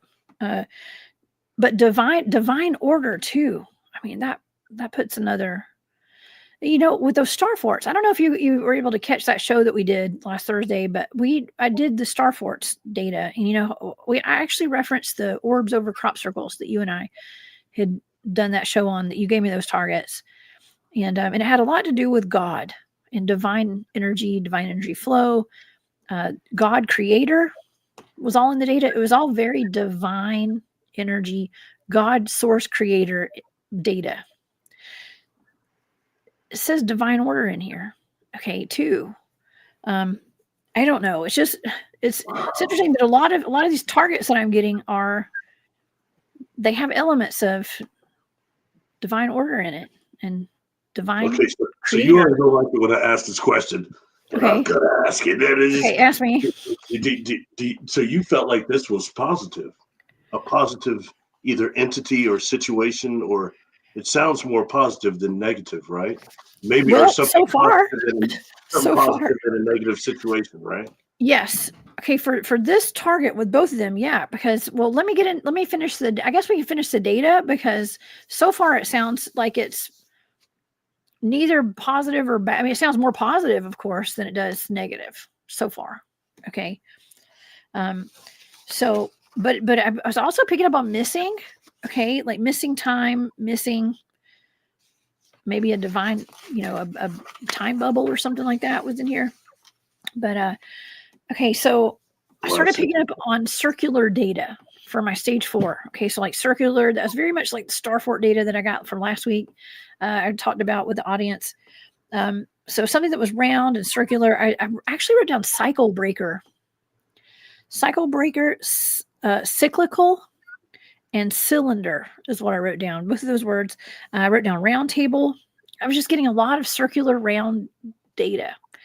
I wrote down smart, and I wrote down intelligence. And so intelligence. And then I heard life on Mars. Life on Mars. Life on Mars. I heard that. I wrote it down. Life on Mars. Then I saw you actually have a picture of a book that says something about life on Mars that you sent me. That's Richard Hoagland's other book. He wrote 2 books: Dark Mission, which is about the moon, and Monuments of Mars, which is all about Cydonia, which is where the face of Mars is, along with these several pyramidal structures. They call that the Cydonia complex. And there's another book I didn't send you that's called the Cydonia Codex, where these gentlemen take actually, for one, I think the face of Mars, which is in that complex, to me, that looks like an Olmec. If you're familiar with the Olmecs, that helmet and everything. Yeah. Yeah. So that's something that, kind of comes up there, and very, very, very interesting when dealing with that, and some things about Mars itself and that whole Cydonia complex. Richard Hoagland's gone into that. So anyway, keep going. I don't want to interrupt you. Okay, let's keep going. So I heard life on Mars. And then I wrote exploring, and then field trip and mission. Field trip and mission. Samples and taking samples. I immediately, right at that point, I picked up on a craft. I wrote vessel, craft, and then I drew this. Wow, that's that looks exactly like what we're talking about, by the way. Y'all, I love remote viewing so much. Look at this. That's what look at that. Wow. Okay, and so that, and then look at what I drew. Wow. Okay, so that's in my data right there. So. And you picked her up too. Yeah, I did. I actually, as soon as I wrote vessel, and I wrote vessel at first because it was some kind of container that was like was like a transportation device or something. So I wrote vessel, and then a craft, and then I heard meet me there. Okay, and so okay, before I go to the next page, what do you think about that? Because I picked up there on a field trip, a field trip to obtain samples, taking samples. I literally wrote down samples and taking samples. Well, I mean, one is you've got time bubble on there. So these are time travelers. Okay. A time bubble would specifically describe something that would be used to generate a time bubble and then actually control that time bubble. And once you get an interface, you can go backwards or forwards in time. So we're dealing with a craft that's capable of that. So it's a time ship on top of everything else. Boy, and I mean, it sounds like more. At least it's not a slave ship. You're not describing that, but you're describing almost a scientific survey type of ship, survey mission. Oh, yeah. You know, what would be that? Would be what does the Ashtar Command call a ship that size like that? A command vessel? As you talk, I'll look it up and I'll find it. So yeah, so keep going. Okay, well, it's interesting you say that because my data, it goes right into that. And Cat Chaser, thank you for that super sticker. I appreciate you so much for your support. Thank you. And also Skip, thank you for your super sticker and for your support as well. I appreciate you too. Okay, so the last thing I said, last thing I wrote down was samples and taking samples in a vessel or a craft. And then I heard meet me there. And then the next page, the first thing I wrote down was Wally and Eva. So if you guys are familiar with the movie WALL-E, I actually wrote that down, and that's one of my favorite cartoons. I think it's a Pixar cartoon, if I'm not mistaken. Like, I think it's like Disney or something. But it's about WALL-E is like I guess Earth has been like decimated. The apocalypse happened, I guess. There's everybody had to evacuate. And they put, what do? They took the remaining humans off planet into like airships or something. And they're all like super overweight and, they don't get any exercise, a lot of them. And it's a crazy movie, y'all, but it's like a dystopian future. But Wally is left on Earth. I believe he's here and he's like a recycle robot. Okay. He like recycles stuff and he compacts all the metal and spits it out. And one day he wakes up, or not that robots have to sleep, but he, goes outside to start doing his job, and he runs into Eva. She's like a little technology, like a little robot that floats around, levitates, and she is just her thing here on Earth is to detect life on Earth, like plant life. And I think Wally, not to spoil it if y'all hadn't seen the movie, but I think Wally has like a little plant in his house or something. But if she finds like a plant or something, she has to take it, and then I think she, hides it inside of her little robot body, and then she dies down, and they have like a tracker that comes and finds her, and they take it out of there. Anyways, they're looking for, long story short, they're looking for life on Earth. They're looking for plant life. So I wrote down Wally, Eva, tangible plant life, tangible plants, and then I wrote this. If you can see, there's a little plant. It's like there's two little sprigs with leaves on them. Okay, so they're looking for life. What if, I'm just saying, Barry, what if they were fleeing Mars? Okay, what if there was something that happened on Mars? Because I said something about Mars, right? What if they're looking for life on other planets? They were looking for life. They were looking for vegetation. They said that in that video, I believe that they did find vegetation inside the craft. vegetation inside the craft. Isn't this wild? And I drew this vegetation. I drew Wally and Eva. That's their backstory, by the way. Soft disclosure, maybe. Okay. And I actually drew a plant that had 2 leaves on it. And I wrote plants, vegetation, and growing. Growing plants and vegetation. I literally wrote that in Plant Life. Oxygen and air were my intangibles. So plants, oxygen, air. And then I wrote down a joint combined duo. A group effort was involved. A group effort, multitasking, a group effort, something that was admirable. And for the betterment, I wrote betterment. I heard the word betterment, and then I closed that down. So yes, the target is all positive. I've seen it from, I think that we've remote viewed this from 2 different angles, probably 3 now, if you count the Mona Lisa. I think that I've hit every angle of what this is. Okay. As far as the data goes, for just me being a little, a mom over here that just likes to remote view. Okay. And we've gotten all the different angles on this. We've seen the dark side, what happened, why it crashed, but we see why they were out doing whatever they were doing too. And it was a positive thing. They were looking for plant life. And according to the data, and it was very much like Wally and Eva. Or if you want to really take it a different step, a different way, there's a theme developing. Last show you and I did over remote viewing, what was Freddie initially doing? Oh, Freddie. I don't remember exactly what he was doing, but I know that he vaporized a dog. He had on some kind of suit. Remember what he was doing and what he told Reed. This is what Reed said. What did he do? Actually, Freddie was collecting plant specimens. Plants, that's and right. And his dog ran up on him and started barking and getting close. And the suit took it as a threat and attacked the dog. He said he didn't want to do it, but the suit did it and killed that dog. And but he was collecting plant specimens from wherever he was from, and he come through that wasn't a ship, that was a void. That was like a fissure in between the fabric of space and time. That thing could look like an obelisk. And if you noticed, its shape wasn't too much unlike what you draw in there. The ship that Freddie had. It was shaped like that. And that's exactly what it was shaped like. Yeah, and then taking it over a little bit into a little bit more, music fantastic, or movie fantastical, the movie E.T. Oh, he was actually E.T. was 2 things. Yeah. One, Steven Spielberg said he was supposed to be a plant, and number 2, E.T. wasn't a kid.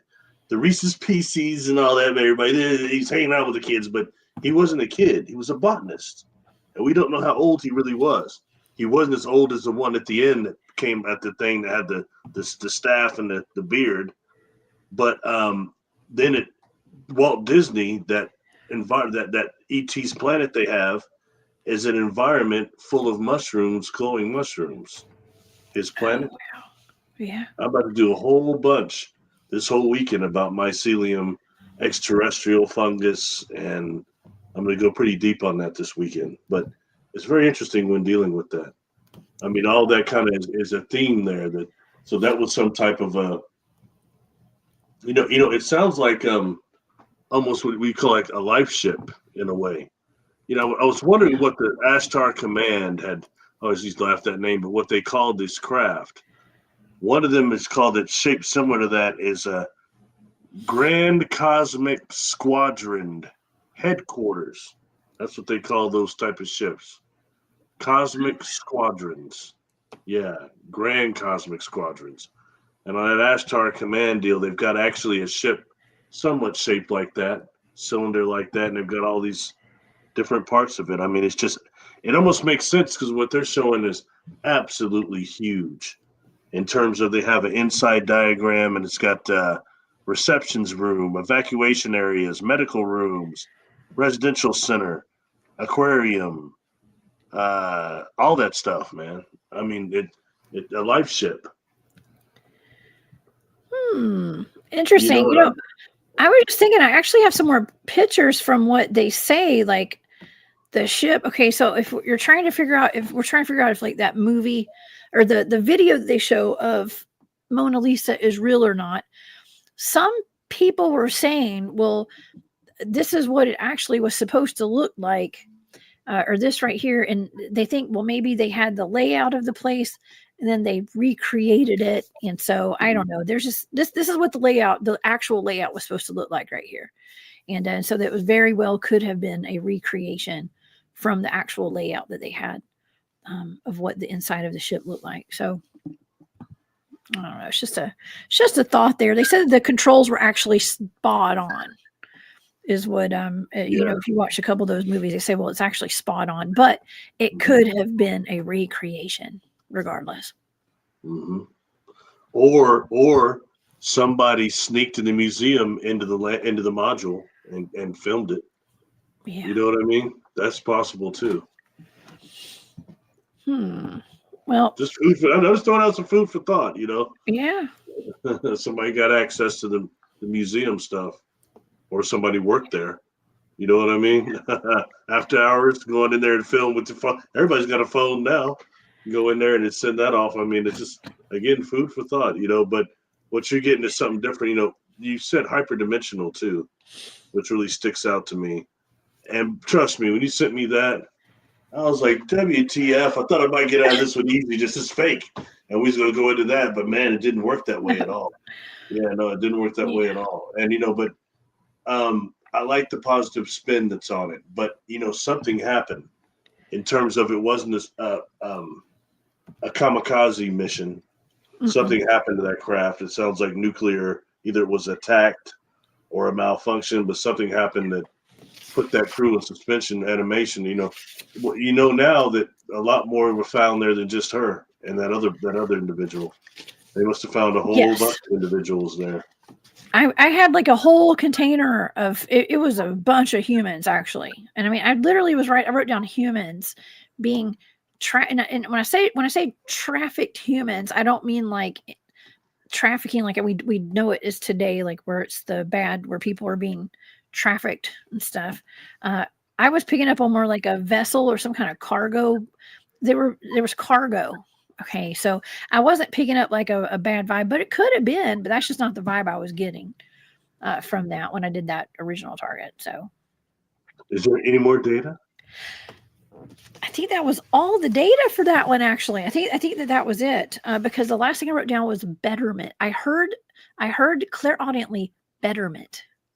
For like the betterment of humanity, I guess, or for their people, I guess, whatever happened, it was for the betterment. You know, unless I'm making this up in my mind, on one of the earlier targets, you had terraforming on there, did you not? I did. I had terraform on there. I sure did. That completely ties in. Yeah, you know, especially with the plant life. You know, when it goes to the moon too, something that, first of all, as a kid, we should show that other book that caught my attention. Okay. Then the next time I came across mention of the moon was, I think it was the Book of Secrets 1 or 2, one of those books by Bhagwan Sri Rajneesh. And Bhagwan Sri Rajneesh somehow, no, I didn't give you that. Oh, you didn't give me that one? I didn't give that. I just got all these books here. Yeah, Bhagwan Sri Rajneesh is now. We'll talk about that one too in a second. Was about he's somehow now mysteriously, although he's long dead, he turned into Osho the mystic. But hey, okay, Osho. But when I was young, when I was a kid, I read these Bhagwan books, and in the Book of Secrets, he had made a mention of that we come through a gate through the moon, the far side of the moon when we incarnate here, and it also we go back to the moon when we dream. And they were describing like some type of machine back there, like a gate we come through. Okay. And I thought that was very, very interesting. Some even call it, quote unquote, the soul catcher. Now, going further, I think interested in that, during that experience that I had, I've talked about, I won't go into that, but, they told me that there was that net that you saw when you were observing the trans-Neptunian object outside Pluto. You kept seeing this field of energy between Earth and this place. You know what I mean? That's the field of it. And I certainly didn't expect you to say that. That's that thing that kind of helps knock out our soul life memories when we incarnate here. And that goes to the back of the moon. That's also generating that. So anyway, going further, getting a little older, that led me in the early 90s into the work of Richard Hoagland. And that's who the book you had actually just put up. The NASA book, Dark Mission. And there's another one I sent you that is The Monuments of Mars. Both those are his books. Now, he used to work for JPL and NASA both. And he first came forward on Art Bell many times saying that NASA was lying and that they had all these pictures and telemetry of stuff that showed that the moon was inhabited. And he went to these pictures, this telemetry that was about the far side of the moon. And there were some things back there.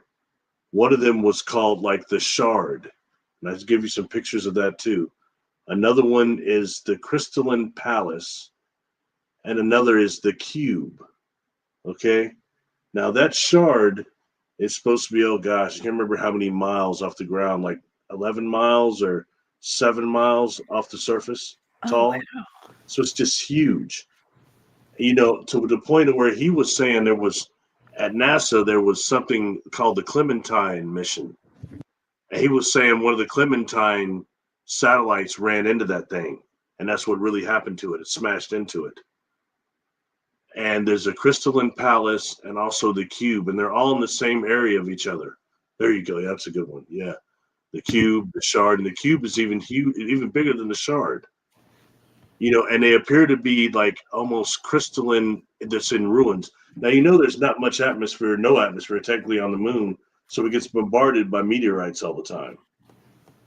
And this stuff that's bombarded, but has been bombarded and crushed up. That's the Crystal Palace. And all these are supposed to be in ruins.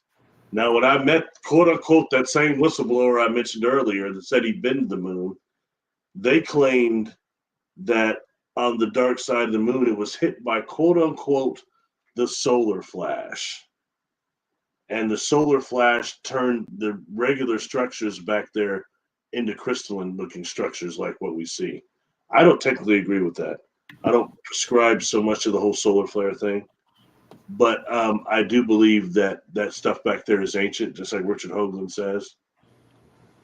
And, you know, that goes further, something I mentioned on your show before. He's still around. That dude's not dead, Richard Hoagland. And the work he's doing now, he's talked a lot about the moon rock samples that they have, and also the samples that the Barry 1 mission from the Bennu satellite went out there and grabbed the material off asteroid Bennu. That was called the Barry 1 mission, spelled like my name. Barry, that's your mission. It brought it back, and you know they brought that stuff back to Earth. And they were looking at that under electron microscope, and Richard Hoagland and these other scientists are saying that it looks like almost mechanical gears on the nano level in these rocks, and it shows that these, both the moon and that asteroid Bennu are potentially ancient spacecraft that are, you know, petrified to a degree. Petrified.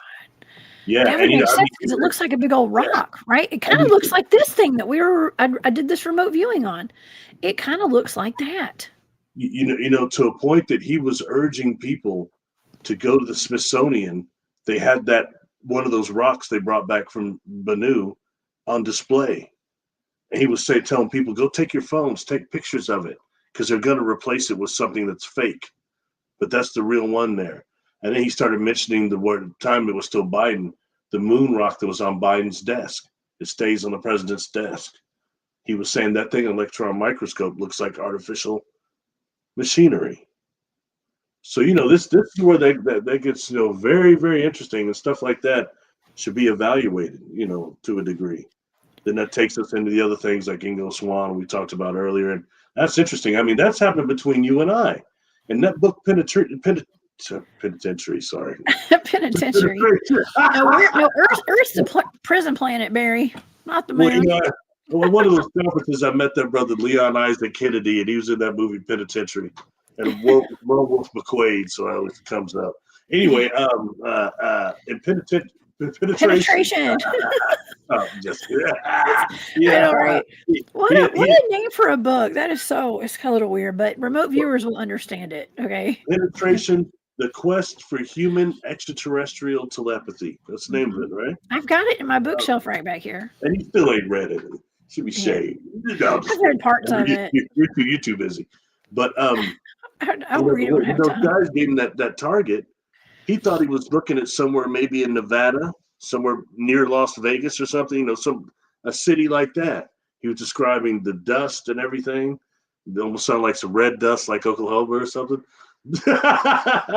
but he had said he thought he was looking somewhere on Earth, and that's what I've caught a couple of these things I've given you that were exoplanets, namely Trappist ones, and the others. You thought you were looking at Earth, and you think like, are you giving me a past Earth or a future Earth, stuff like that? And again, I was sitting up there like, man, I thought you were going to see some amphibious creatures, maybe in the seas there or something. Something I want to throw out real quick that I brought up on my live, since we just mentioned the Nomo and since she had gills and stuff. Mm-hmm. Okay. Yeah, even Sovereign Cosmic Wildman said that he thinks he remembers hearing something about her having gills, like the OG Anunnakis, the aquatic ones, I guess. That's wild. Well, and plus, the whole Medusa aspect with like is it the Nagas and stuff, maybe with the reptilian. Nagas were the serpents, the more snake-like. Yeah. Mm-hmm. Okay. Mm-hmm. Interesting stuff, man. Okay, go ahead, Barry. Sorry to interrupt. Proveen Mohan, he does some great videos, and one of them he went to one of those Naga temples that's way distant in India, and you can see the different Naga statues they have going in there. It's very interesting, Anyway, sorry. Back to where was I before that? Sorry. You messed up my primitive thought of. Oh, dang it. I'm sorry. I threw a wrench in the engine there. Yeah. Well, we were talking about the amphibious aspect to it. Oh, sorry, the Nomo. Yeah. Sorry. Yeah, thank you. Yeah. What Credo had said, he said that, okay, when the king came out, or the leader came out, he had a crown on that was as bright as the sun. The jewel on the top of this crown, they all have these sticks, but that they were out there basically giving lessons and teaching for several days. And they were saying, and then the leader says, you two come out. First of all, it's very interesting this. They had said that humanity and humans were part of the galactic center of this galaxy and very, very powerful. And that humanity was so warlike that the other civilizations had to come together and push humanity out to basically prison planets. And this would be one. What? Yeah, that's what he said. So that implies that what we call the Adam Kadmon, the blueprint of humanity, is way more powerful and older than we've been told. It's not just a Homo sapien thing. Okay? And, and that takes us to what else he said. He claimed, also Credo claims that when the Shatari came here, the reptilians from Draco, not the ones who are already here, the ones that came here, what they did was they split us into sexes. That's the genetic that they did on us, that we were androgynous before that. That takes us into things like the Thanaba, excuse me if I'm saying the right, Thanaba prophecy. The gentleman that says in that book that he encountered these beings that took him to Centaurus. And at first he thought he's on a ship of all women, these big, strong warrior type women. And he asked, your whole society women? And he looked at me and said, man, we have no women in our society. Oh, and he starts looking at them and noticing that, they have no men or women, that they're androgynous, that some of them have more broader shoulders than they should. A couple of them had Adam's apple, but they're still women, he thought. So, that takes us into that type of thing. Wow. What was the original Adam Kadmon like? Anyway, sorry. Go back to the Nomo. Oh, my gosh.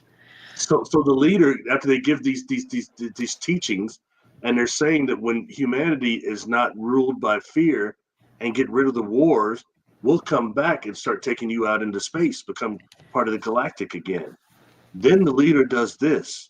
He gets this device, and then he commits suicide with this device. And then the other Nomo in the water even get out.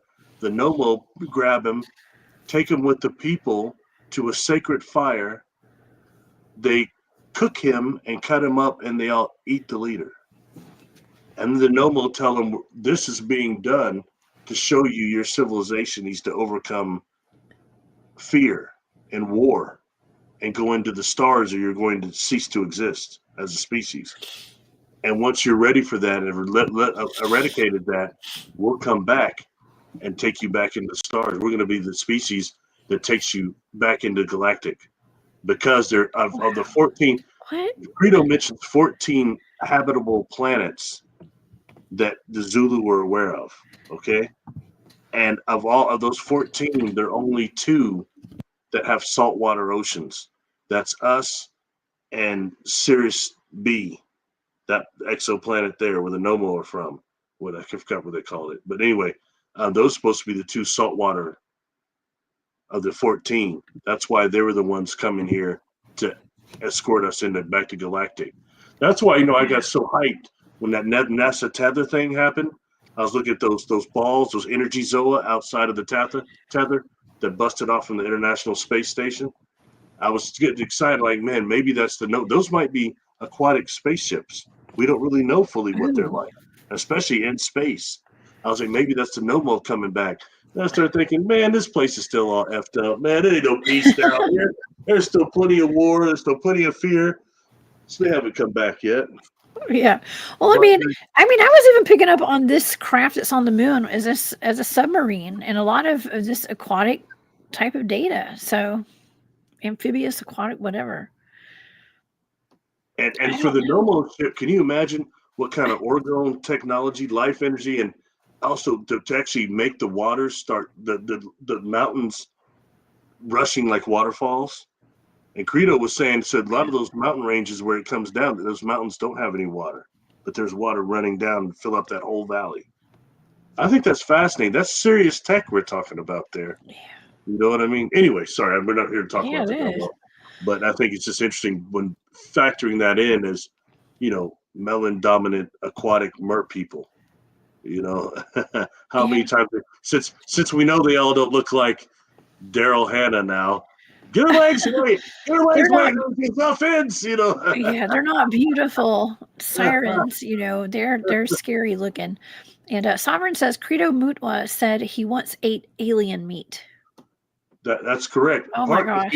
He's called a Sangoma, and a Sangoma is actually like a shaman historian also for the tribe. And he said one of the things that they did is he's described eating 2 things. One was a hand. But there was another, he had his little pieces of hard meat that they all ate. And he got super, super sick. So sick that for 2 days. But him and the other 2 people he ate it with, when they're done being sick, he's talking to the guy, whoever fed it to him, like, why'd you give us that? Why'd you make us sick like that? And he told him, said, actually, that was the meat of a god.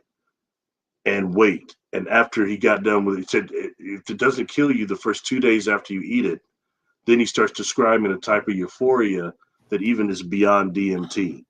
Senses involved in all these things that come from eating this. Then he starts also describing the Greys himself, because apparently there have been some wars between the Greys that he calls anti-mantis. They were having wars sometimes in the bush, and these Greys were killed, and the Sangomas found a way to sneak out the body before the ship come and got them. My. Yeah, so that was one of these rituals for the Sangomas, was to eat of this god food.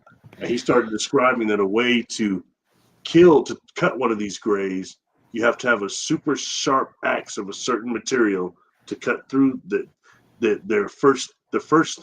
you've got the overalls, which is a uniform, which is a suit, but also their body is also a cyborg. And he was mentioning how you can look in their eyes, you can see the eyeballs, and then underneath, once you take out that other exoskeleton, their actual life form they look not quite like a Dalek on Doctor Who, but he described them as being very pink fleshy things that have blood vessels completely to the top with somewhat humanoid eyes. And there was some type of a creature, and I almost gave this to you once that it was an African creature that was terrifying people called Pinky. And he said that was one of these grays out of that container.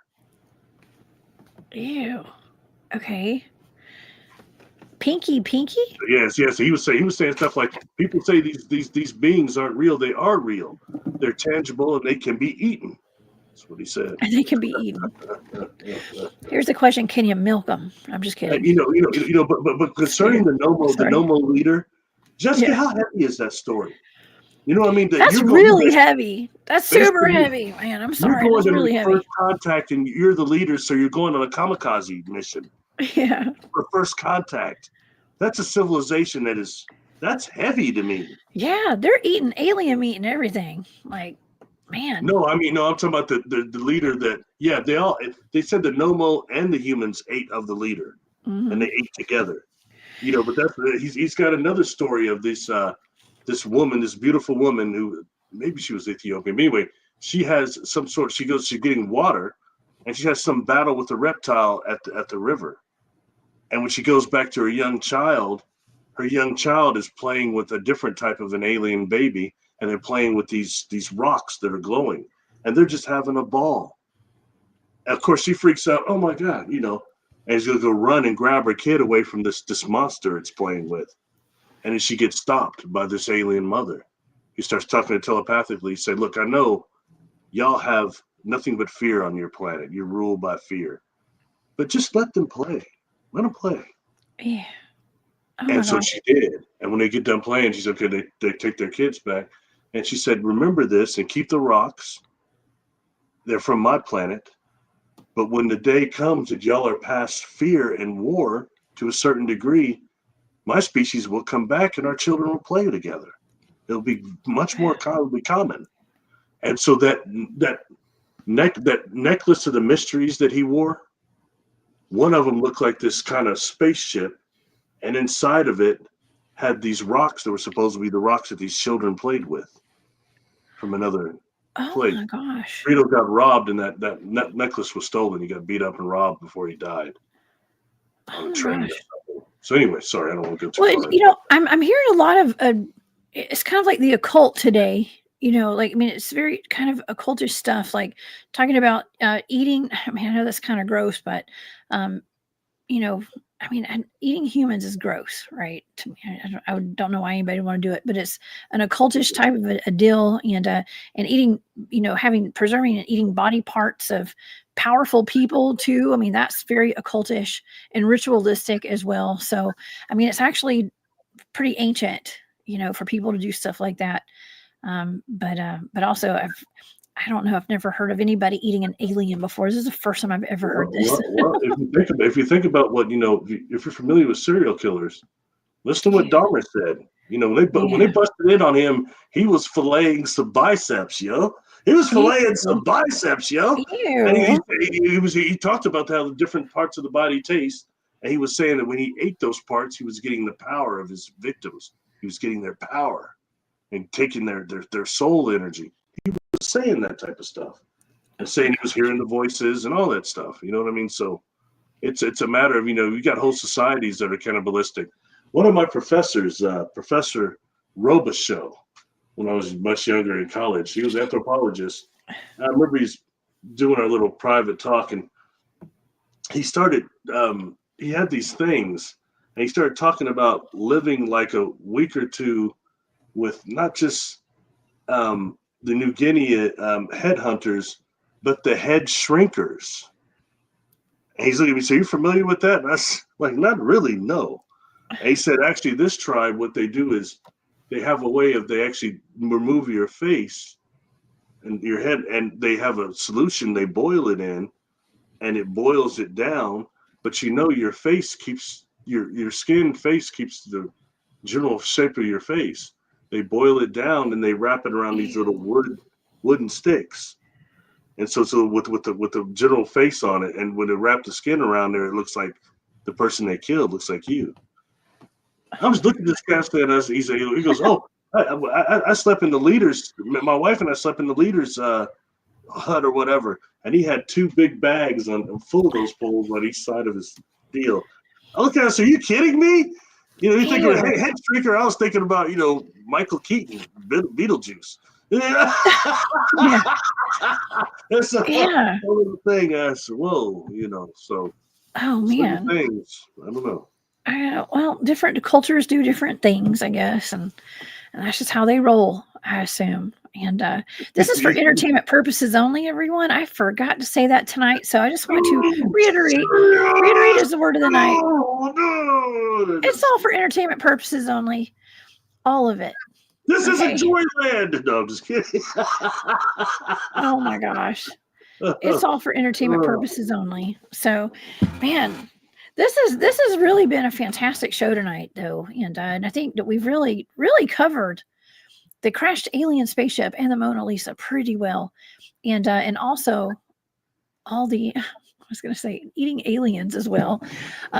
You never know where you're going to go when you're sitting down with Barry Littleton and Jessica Jones.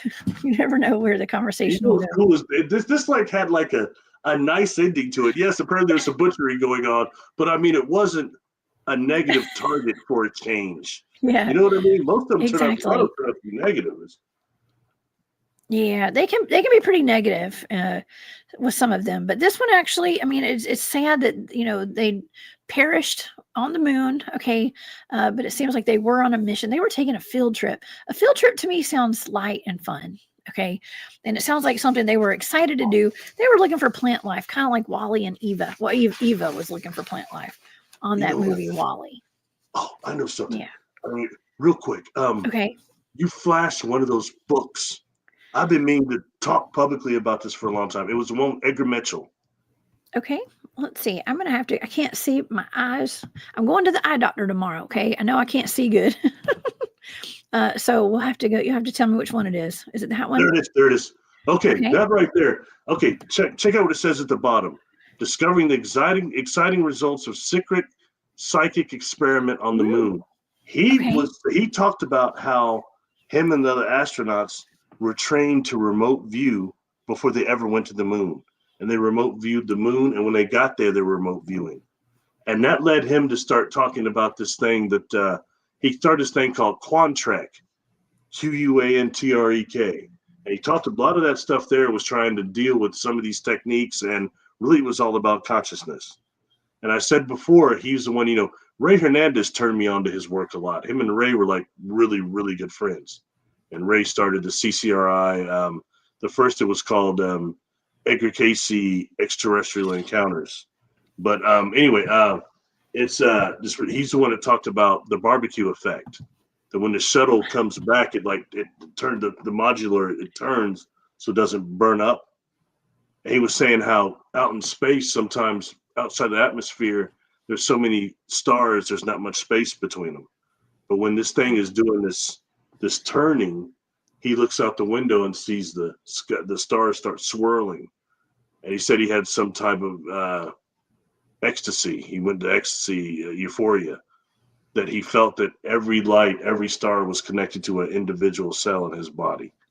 And he experienced some type of universal consciousness. The Umites that you remote viewed a couple of weeks ago, we did that one.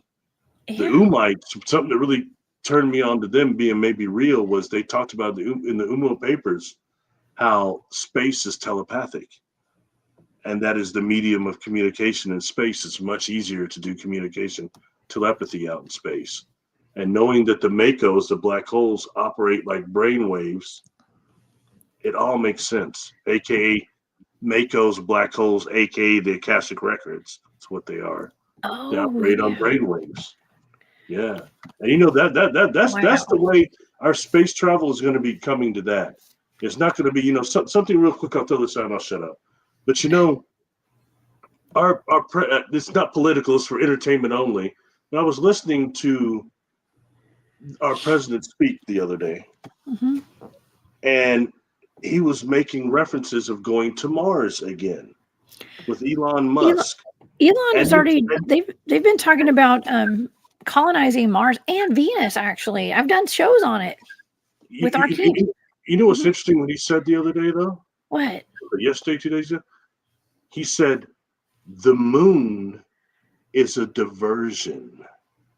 And it went Whoa. on about Mars and all into that. People didn't listen to what these people say. Wow. What Those did it, people, what does he mean by that? Like, what is he talking about? exactly. How did you take that, though? How did you take it? It's a diversion from what's going on in the moon? I mean, in Mars?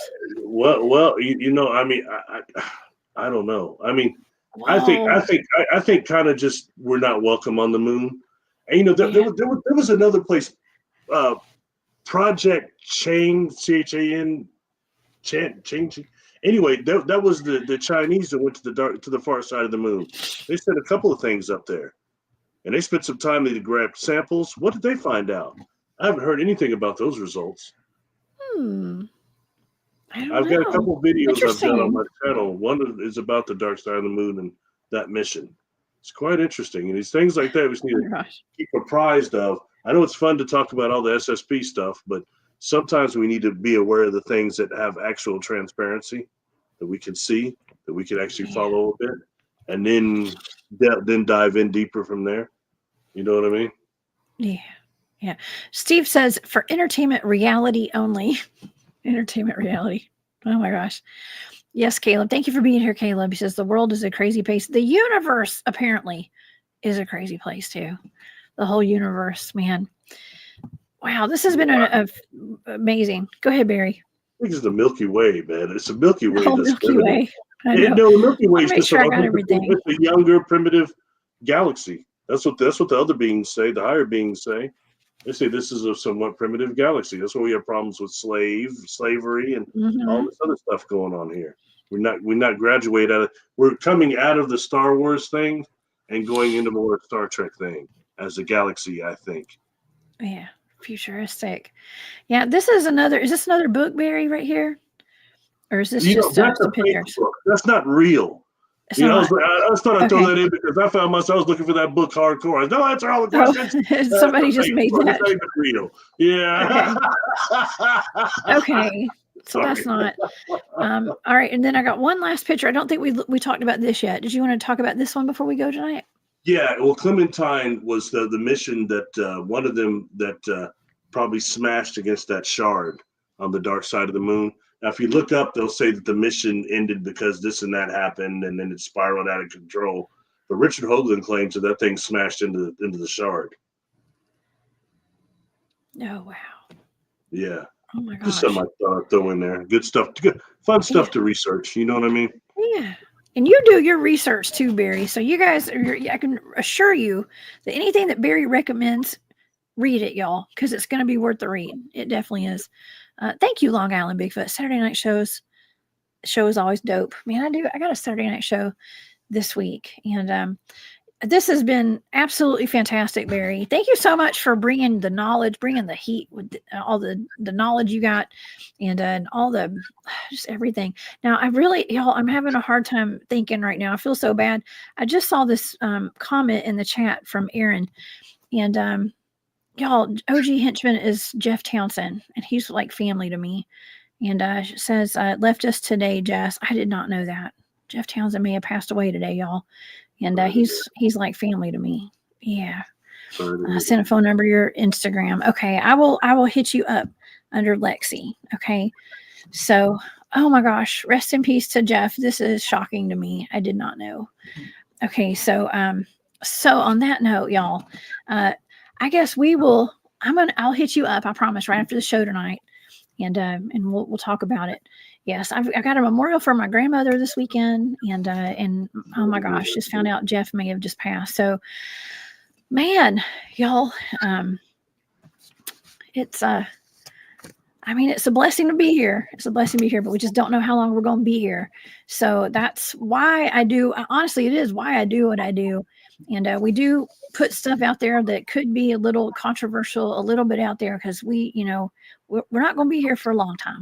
I've been here for a good time, but we won't be here for a long time. So let's do what we can to make this world a better place while we're here, just like Jeff did. Jeff is my self-proclaimed bodyguard. Okay. and I love him with all my heart. And yeah. So but yeah, let's make the most of it, y'all. Okay, let's make the most of this life, and please don't stop searching for answers, y'all, and always come back and hang out with me and Barry. And Barry, where can people find you? Let's talk about your channel and what you got going on, all your lives. You got a big live coming up this Sunday. Tell the audience about it, please. I think I'm gonna switch that to Monday actually. Okay. You can reach me on YouTube. I'm under Barry Littleton. I'm on Patreon under Barry Littleton. I'm on Facebook, Barry Littleton. My email is barrylittleton13@gmail.com. I've started seeing clients again. I do past life regressions, hypnosis, do readings, bunch of stuff. So hit me up if you can. I think that Friday tomorrow I'm going to release a video over mushrooms, mycelium, extraterrestrial contact, and craft as well. And I'm probably going to release another video that's like a sequel to it, all those 3 years between them, on probably Sunday. And on Monday, I'll let everybody know probably during the early evening, late afternoon, I'm going to go live for not 3 hours like last time, but 3 hours. but maybe about an hour and 20 minutes or something. But I'm going to throw out some really good information, things that are about that are things that can help our society, I think, as far as the science and some things when people hear about it, especially a group like you got to get a bunch of geniuses. So they can way further than me and know a lot more than me. So. Oh yeah, we have the best chat on YouTube, okay, and Facebook and all over the internet. Every single show that we do here, I love you guys so much. And Jeff was one of the best people in my entire life, like that I've ever known. And it's a lot. I'm so sorry, y'all. The news just got broken to me. You're live on air, so I'm having a hard time thinking right now, like I said. But thank you for letting me know, and I will contact you after the show. And you guys, please come back and see me. I will be back here on Saturday night as we go on the hunt. I can't remember exactly what the show is right now, but y'all come back. We always have a great show, and we'll be covering something. I just got a text from my good friend Robbie Rain, so maybe I'll bring Robbie on Saturday night. I believe that, unfortunately, I think that DA and their show might be postponed for a couple of weeks while DA's getting some stuff done. So maybe Robbie will come on. And so, anyways, you guys, thank y'all so much for being here tonight. I want to thank all of my moderators for being here. I couldn't do it without you guys. And also everybody who's made donations to the channel tonight. That means the world to me. And all the new members of the Hunt Club, thank y'all for being here. Thank you for everybody who donated memberships to the Hunt Club. And y'all go check out all the exclusive content for the members over there. And y'all can become a member too by going to hit the join button on my YouTube channel. And yeah, please go subscribe to Barry Littleton's channels as well, and his Patreon. Barry, do you have any final thoughts, Barry, before we go tonight? And no, I think that's good. I appreciate you doing it. You had a lot of data on this and addressed it from several different areas, and I think it was really neat. Talked about some stuff, and it was just good information, I believe. All of it that we do is, but I mean, I thought this was really good, and it's something that crosses the cultural, racial barriers, and that's what's needed. It's good. It's good work. Yeah, bring us together as humanity, yo. Woo. Exactly. Yeah. For the betterment of humanity. That was the last thing I wrote down in that last target, for the betterment. Okay. So y'all go out and do something good for the betterment of humanity yourselves, and come back and see me on Saturday night, and go and see Barry when he goes live to y'all on Monday. Okay. All right, everybody. Around 5-6 p.m. Central, right around then.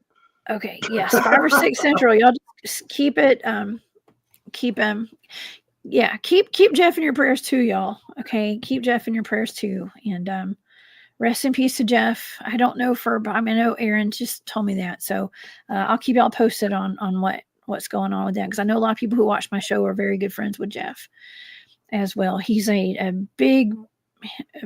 he's just a big old teddy bear, actually, but he will whoop your ass. Okay. Especially if you come after the Cryptid Huntress. All right. And I love Jeff very much. And so, all right, everybody, have a good night. And I will see you guys on Saturday. And thanks again for being here. And thanks for everything y'all do for me. Okay. And if I can find my button, We're out of here. Bye, y'all.